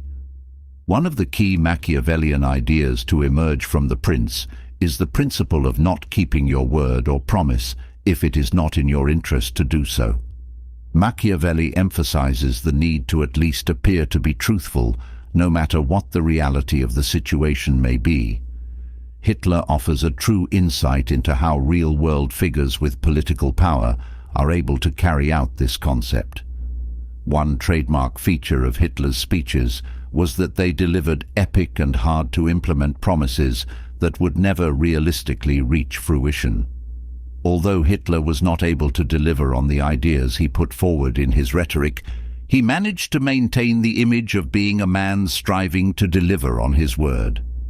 This is a clear real-world example of the Machiavellian theory of separating truth and public perception to powerful psychological effect. Another Machiavellian idea exemplified by Hitler was the consolidation of power and the elimination of threats. Hitler systematically eliminated anyone who opposed his quest to lead Germany back to its former glory. He eliminated absolutely anyone who stood in his way, former allies, holders of rival ideologies, or ethnic groups Hitler felt the need to rid Germany of. This concentration of power led to Hitler being able to exercise as much influence as he did. This shows that Machiavellian theory is, in fact, effective in practice, even in the modern era. A final insight provided by Hitler into the world of dark psychology is his use of and enthusiasm for sadism. This quarter of the dark tetrad is especially apparent in the way Hitler treated those forced into his concentration camps. The fates of these poor souls included torture, medical experimentation, and death by starvation or gassing. Brainwashing: how terrorists control minds. Facts. One of the main examples of brainwashing being used in the modern era is by terrorist organizations. Many people will assume this means Islamist extremists, such as Al-Qaeda and ISIS, but in fact, terrorists exist across the political spectrum. Violent terrorists might be motivated by their religious beliefs or strong political views originating from either the right or the left of the spectrum. What all of these diverse organizations share, however, is their use of brainwashing tactics to recruit and retain followers.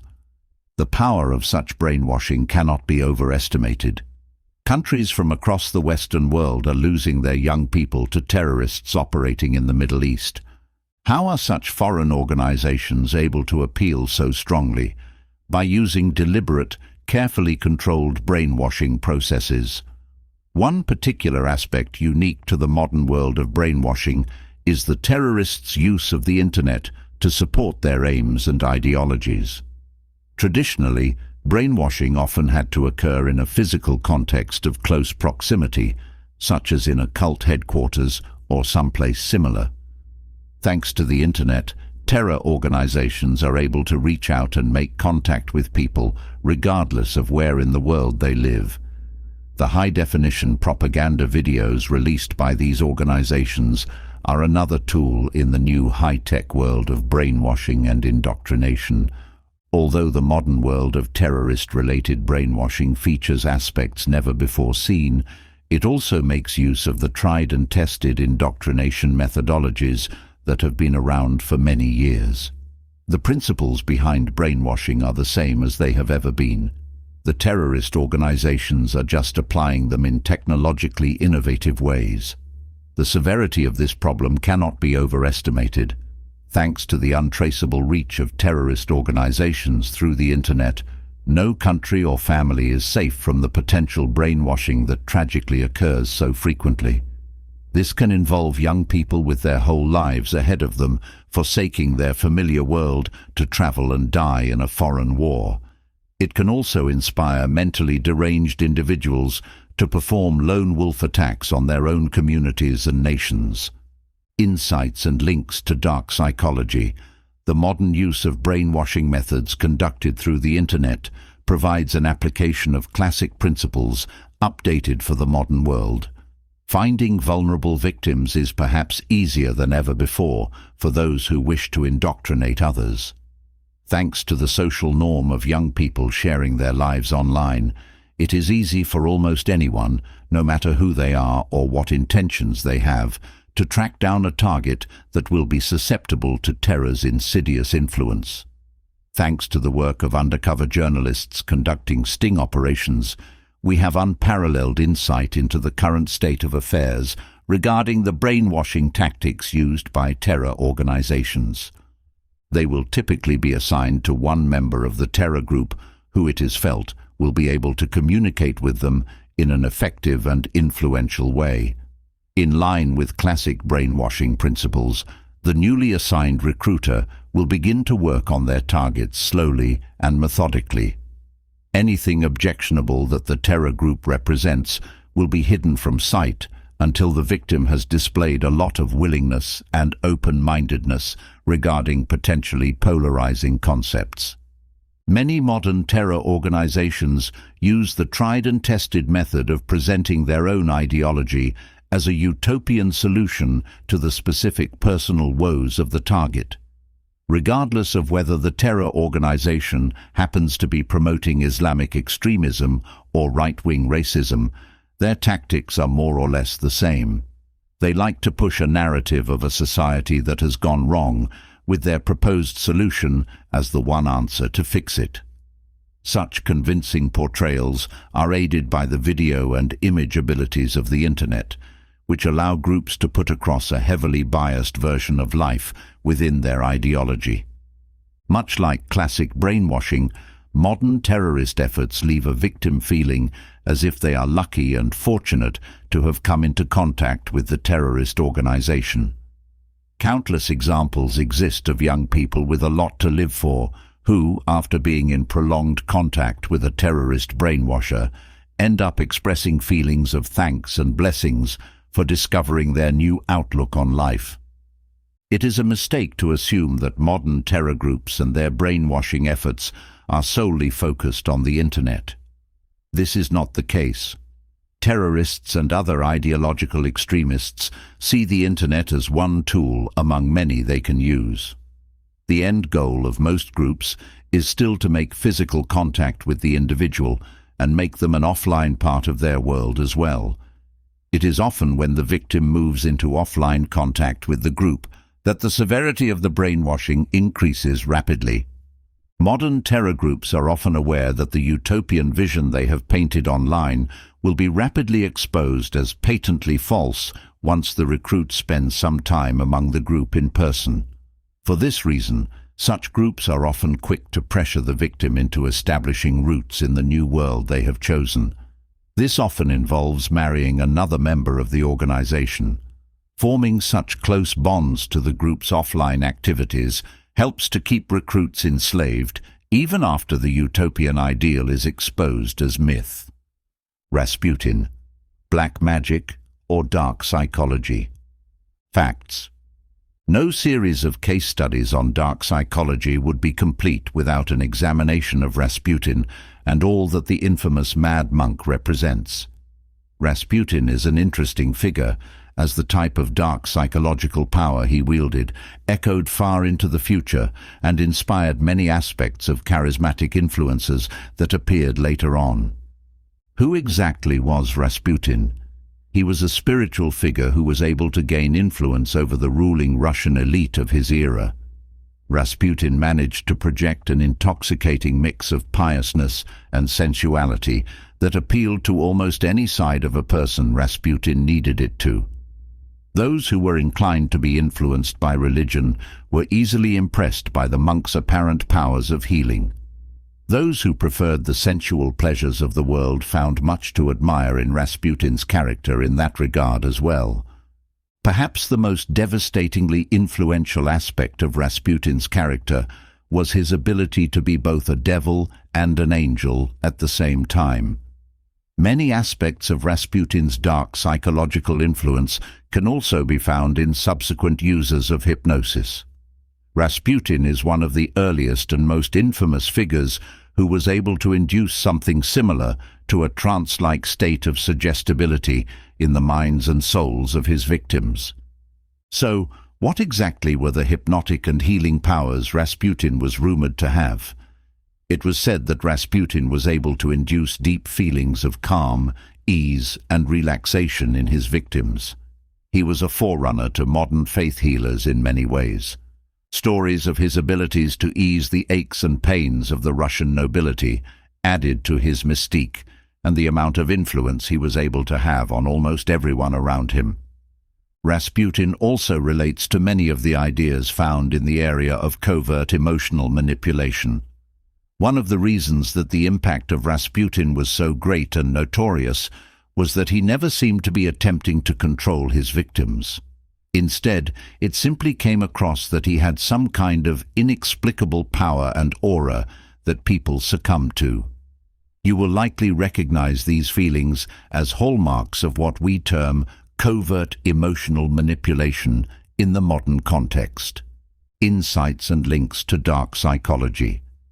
The case study of Rasputin is relevant for students of charismatic influence in the modern context.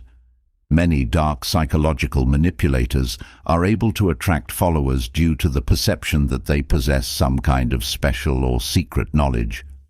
This principle was even more effective in the time of Rasputin. The world was less rational, and science was far less developed. This gave greater credence to the perception of Rasputin as divine and mystically powerful. Students of dark psychology will be easily able to draw parallels between the power of the supernatural portrayal and similar charismatic leaders of the modern world who feign spirituality as a way of gaining influence and control. The link between dark psychological power and sexual expression is also clear with Rasputin. Like countless others throughout history, he leveraged his dark psychological influence into a life of promiscuity and decadent indulgence. It is no coincidence that cult leaders across the world are often found enjoying their choice of followers, physically speaking. Rasputin is an infamous illustration of this principle, but he is by no means the first person to put it into practice. The CIA wants you to kill people. MK Ultra. Facts. The fact that this case study even exists is shocking. When we talk about MK Ultra, what is it we are discussing? No less than the CIA's own prolonged and intense attempts to understand and develop mind control techniques. This may well sound like the ramblings of a paranoid individual wearing a tinfoil hat, but it is anything but. Conduct your own research into MK Ultra, and you will see that the program was very real and very severe. By learning lessons from it, we are able to see that even the most civilized nations recognize the power of brainwashing and attempt to use it for their own ends. If the idea of a secret CIA program into mind control is hard to believe, then the details of the program are even more so. The CIA attempted to develop, test, and understand a wide range of mind control techniques, including those that are purely physical, such as sleep deprivation, those that are psychological, such as identity erasing, and those that are pharmaceutical, such as truth serums and other drugs. At least a research program of this type would have been carried out in the most proper and ethical way possible, right? Wrong. The program was totally illegal and unethical. How unethical? The administration of LSD and other substances to unwitting and unknowing US citizens was a hallmark of the program. Some of the most disturbing aspects of the MK Ultra program are the most shocking of all. A theory exists that states the CIA was able to hypnotically lead a man, Sirhan, into assassinating a member of the Kennedy family. Credible witnesses, including psychologists, state that Sirhan was clearly operating under some kind of hypnotic influence during the murder itself and the subsequent trial phase. Sirhan has stated he has no recollection of anything that happened and cannot remember making statements. He is on record as having made insights and links to dark psychology. The CIA's use of mind control techniques and research into their effectiveness has helped pave the way for far more legitimate modern methods of influence. For example, MK Ultra made pioneering use of combining drugs and psychological techniques to exert influence on a target. Some modern psychologists are able to use this combination in a more positive way to treat psychological disorders rather than solely to manipulate and control. Interestingly, MK Ultra also shines a light on how Machiavellian tactics of political influence are alive and well, even in modern-day America. The USA often portrays itself as a very ethical country that is not prepared to compromise on its values of freedom and equality. What MK Ultra actually demonstrates is that the CIA is willing to take the Machiavellian approach of doing one thing publicly and another thing privately when it determines it is in its own interest to do so. The CIA was willing to test dangerous psychedelic drugs on American citizens without their consent or understanding. If the aspects of Sirhan's involvement in MK Ultra are ever verified, then terrifying possibilities become apparent. Such proof would verify beyond a shadow of a doubt that hypnotism can be used to directly influence someone to carry out an assassination. Some modern-day attempts at verifying these methods or disproving them have already been made. Modern-day hypnotist Darren Brown claims to have replicated the influence of MK Ultra, but this claim may be down to some other form of illusion on Brown's part. The psychological secrets of con artists. The fact that con artists are known by the second part of their title is a testament to the level of dark psychological skill they possess. Modern psychological researchers often express deep surprise that many con artists have historically operated according to principles of influence that have only recently been proved by modern science. There is a clear indication that many of history's most infamous con artists have been dark psychological influencers with a mastery of principles the modern world is only just beginning to grasp. Have you ever heard of a Ponzi scheme? The name is taken from a man, Charles Ponzi, who was able to conduct a large-scale fraudulent investment scheme. One of the most striking features of this original Ponzi scheme is Charles's willingness to use the power of projection and portrayal of his own confidence to get out of sticky situations. For example, Charles once had a group of angry investors arrive at his place of business. Rather than panicking, as many people would, Charles remained calm and collected, placating the mob through his tranquil, inspiring demeanor. Faith healers share some similarities with Charles Ponzi insofar as they prey on their victims' vulnerability to serve their own names. Whereas Ponzi made use of his victims' desperation for money and financial success, faith healers take the more deplorable approach of exploiting someone's sickness and misery, coupled with their victims' desire for a religious experience, to manipulate them. The ramifications of encountering a fraudulent faith healer can be very serious indeed. Many stories exist of people who believed they had been healed as a result of contact with a faith healer. As a result of this apparent healing, they stopped taking medication or did something else medically risky as a display of trust and belief. Sadly, people have died from taking these risks. Another infamous con artist from the pages of history is Gregor McGregor. He is one of the earliest known examples of someone selling things that don't exist to rich people. If you have ever heard the stories of con artists selling landmarks like the Eiffel Tower or Brooklyn Bridge to naive folks with wealth, Gregor McGregor is the godfather of this type of con. McGregor operated by insisting he was nobility from a group of islands that did not exist. He would recruit people with wealth to fund expeditions to these islands, knowing full well they weren't there. This is interesting, but how exactly is it a valuable case study in dark psychology? The reason there is so much interest in McGregor is that he was so convincing to his victims and knew how to work their egos and psyches to a detailed and thorough extent that even after they attempted to visit the non-existent islands, they defended McGregor in the press. This is indicative of McGregor's advanced level of covert manipulation abilities. Insights and links to dark psychology. There are many lessons on dark psychology to be learned from con artists. Their ability to psychologically influence other people is such that even modern psychological researchers have expressed amazement at the extent to which con men made use of modern psychological findings before they were confirmed by science.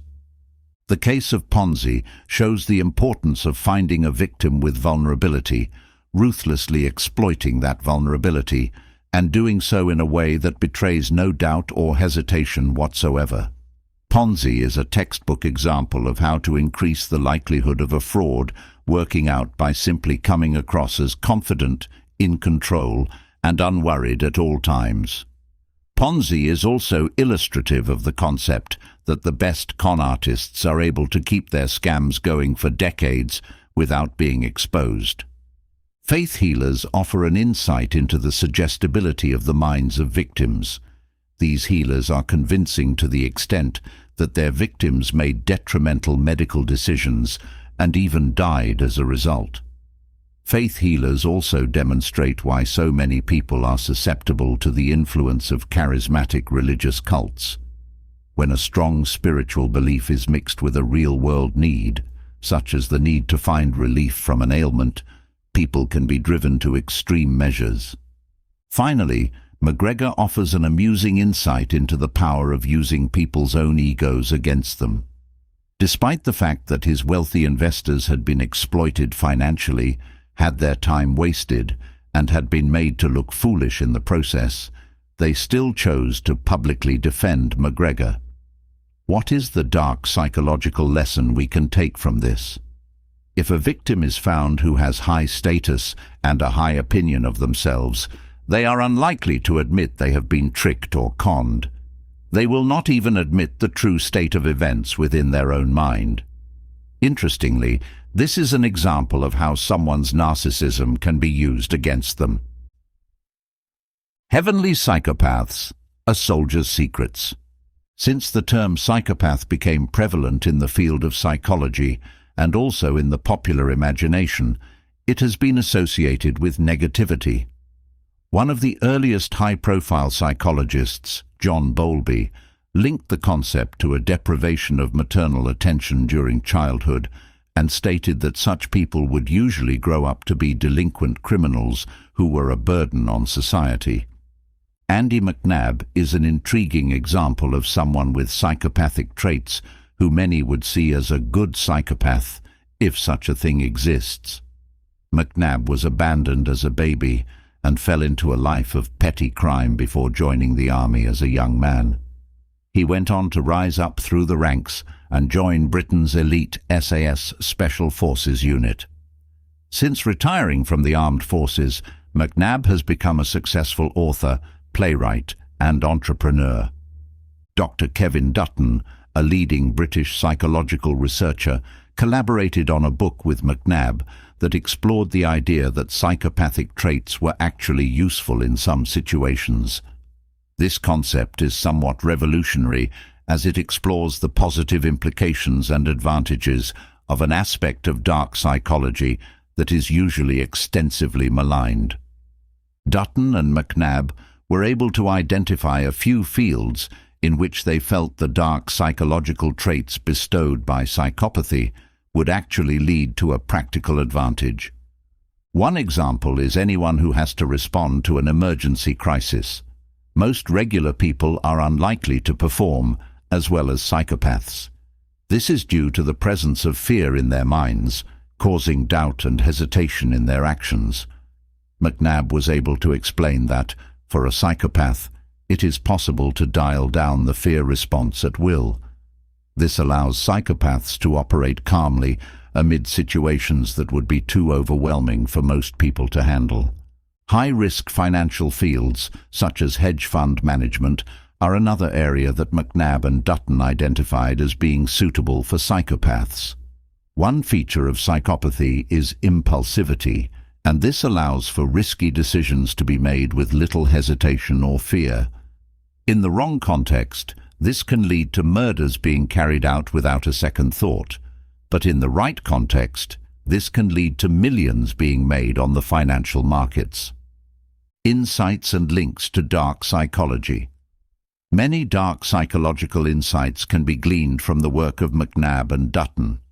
Their collaboration is extremely beneficial to the world of dark psychology, as it combines the theoretical knowledge of a researcher with the practical experience and first-hand anecdotes of an actual psychopath who has used their traits to get ahead in the world in more than one field.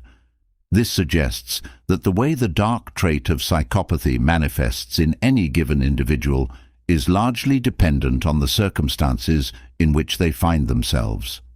If someone is born with psychopathy and also lacks advantages and opportunities, they are liable to become a dangerous person, such as Ted Bundy. If a psychopath is able to channel their urges into a career that is suitable for them, then they are more likely to become a conventional success in life, such as Andy McNabb. How a cocaine-sniffing murder suspect created NLP facts. In an earlier section of this book, we explored the concept of hypnotism as something that exists and can be used by practitioners of dark psychology to influence those around them. NLP, or neuro-linguistic programming, is one of the main techniques that hypnotists use to influence others. The technique is fascinating and worth knowing about. A case study of one of its co-creators, Richard Bandler, offers deep insight into the concept of hypnotic influence and other areas of dark psychology. Richard Bandler is a controversial character and a textbook example of how users of dark psychology are able to portray one image of their life when the actual truth may be something entirely different. Let's explore this dichotomy. On one hand, Richard Bandler claims a wide range of impressive therapeutic achievements, such as using his own methods to no longer need a wheelchair and curing patients, such as schizophrenics, with unconventional and innovative techniques that were dismissed out of hand by the world of mainstream psychology. Because of these achievements, many people who do not know much about Bandler expect him to be a mild-mannered, grandfatherly type who lives and breathes positivity. The actual truth about Bandler is a lot more complex than one would first expect. He grew up in abusive environments in which he was physically attacked by a series of different adult males. He also lives in violation of many of the things he often claims his techniques are able to fix in a person's life. For example, Bandler claims his NLP and other similar techniques he has worked on are able to cure a person of the bad and unhealthy habits that plague their life. Despite this, Bandler smoked cigarettes for many years. Cigarettes were far from his only vice. Bandler is a publicly admitted past user of cocaine, an interesting trait for a well-known public hypnotist. Perhaps the darkest and most intriguing incident from Bandler's background is the murder trial he faced. What is undisputed is that a woman was shot using Bandler's gun. Bandler was cleared of the crime and insists that his cocaine dealer used his gun to carry out the killing. When reminiscing about the incident, Bandler is more likely to comment on the time it took for the jury to clear him than the gravity and potential severity of the incident itself. Bandler's use of narcotics is interesting, as he is not the only high-profile figure within the field of psychology to do so. Sigmund Freud, the originator of modern psychoanalysis, was actually an avid cocaine user and insisted it was suitable for therapeutic use. These two men are textbook examples of how pioneers in the field of dark psychology are unlikely to be restrained by the rules of society and instead determine what is and is not acceptable for their own lives. Insights and links to dark psychology. Many insights into the world of dark psychology in general, and hypnotism in particular, can be taken from the case study of Richard Bandler. Perhaps the most striking aspect of his character and life is his ability to inspire totally different reactions in people. Some people are extremely dedicated to him and volunteer large amounts of their own time and money to spend time around him. Others view him as one of the most dangerous people in the world, a drug user mixed up in murder who happens to possess some of the strongest powers of influence ever witnessed. One thing that is certain about Richard Bandler is that he is the master of the NLP concept of a reframe. When he is asked about his use of cocaine, he is quick to point out that he was more addicted to foods like candy and peanuts, and insists they were actually worse for his health. Taken at first glance, this insistence shows how Bandler is able to make a serious situation into a light-hearted, even rational situation by the use of a comparative reframe. Dig deeper, however, and you will realize that Bandler's cocaine dealer killed someone using Bandler's gun, and Bandler stood trial for this murder. Despite the severity of this situation and the fact it involved a loss of human life, Bandler is able to compare cocaine to peanuts. The story of Bandler is also a prime example of how skilled hypnotists and users of NLP are able to control the selective focus of the person they are manipulating. Bandler often manages to express his disdain for questions about his personal life, insisting that he has helped thousands of people over the years, and this is largely ignored in favor of his personal vices. This argument also seems reasonable at first glance, but it loses its appeal once the fact of Bandler's smoking, drug use, and ill-tempered parting of ways with his NLP co-creator are remembered. Another area of dark psychology that Bandler is perhaps the master of is undetected mind control. Countless examples exist of Bandler's patients who claim to have had life-changing experiences interacting with him that they don't understand, don't remember, and can't explain. To have such a profound influence on people without giving away any idea whatsoever of what's actually taken place is a signature feature of undetected mind control. Anyone who doubts the power or existence of this technique needs only to consider the power of Bandler and the endless testimonies that tell tales of his mastery. Exposing the cult control method's facts. In the earlier chapters of this book, we explored how cults use brainwashing techniques in general to attract new members. We will now look at some case studies of specific cults and the techniques they use to gain insight into the ways brainwashing is applied to suit the agenda of a particular group. The Ku Klux Klan, or KKK, is a secretive white supremacist organization that is largely underground, following its prominence in earlier decades. Recruiters for the KKK tend to use classic brainwashing methodology adopted for their own aims and objectives. By looking at their usage of these techniques, we can see how the process can be adapted to fit a bespoke agenda. Like all brainwashing, the KKK's begins by finding a suitable target to brainwash. This will often be a young white male who is down on his luck. Some common targets for the group include men who have recently lost their jobs or experienced some other type of misfortune. The KKK recruiter will initially begin by avoiding any mention of the group. They will simply reach out to the target under the guise of a concerned friend and neighbor who wants to help out in a time of need. Slowly, the KKK recruiter will explore the grievances that their target has and begin to link these to other races. So, if the recruit had lost their job, for example, the recruiter would slowly begin to ensure the recruit links this to the presence of other races in America.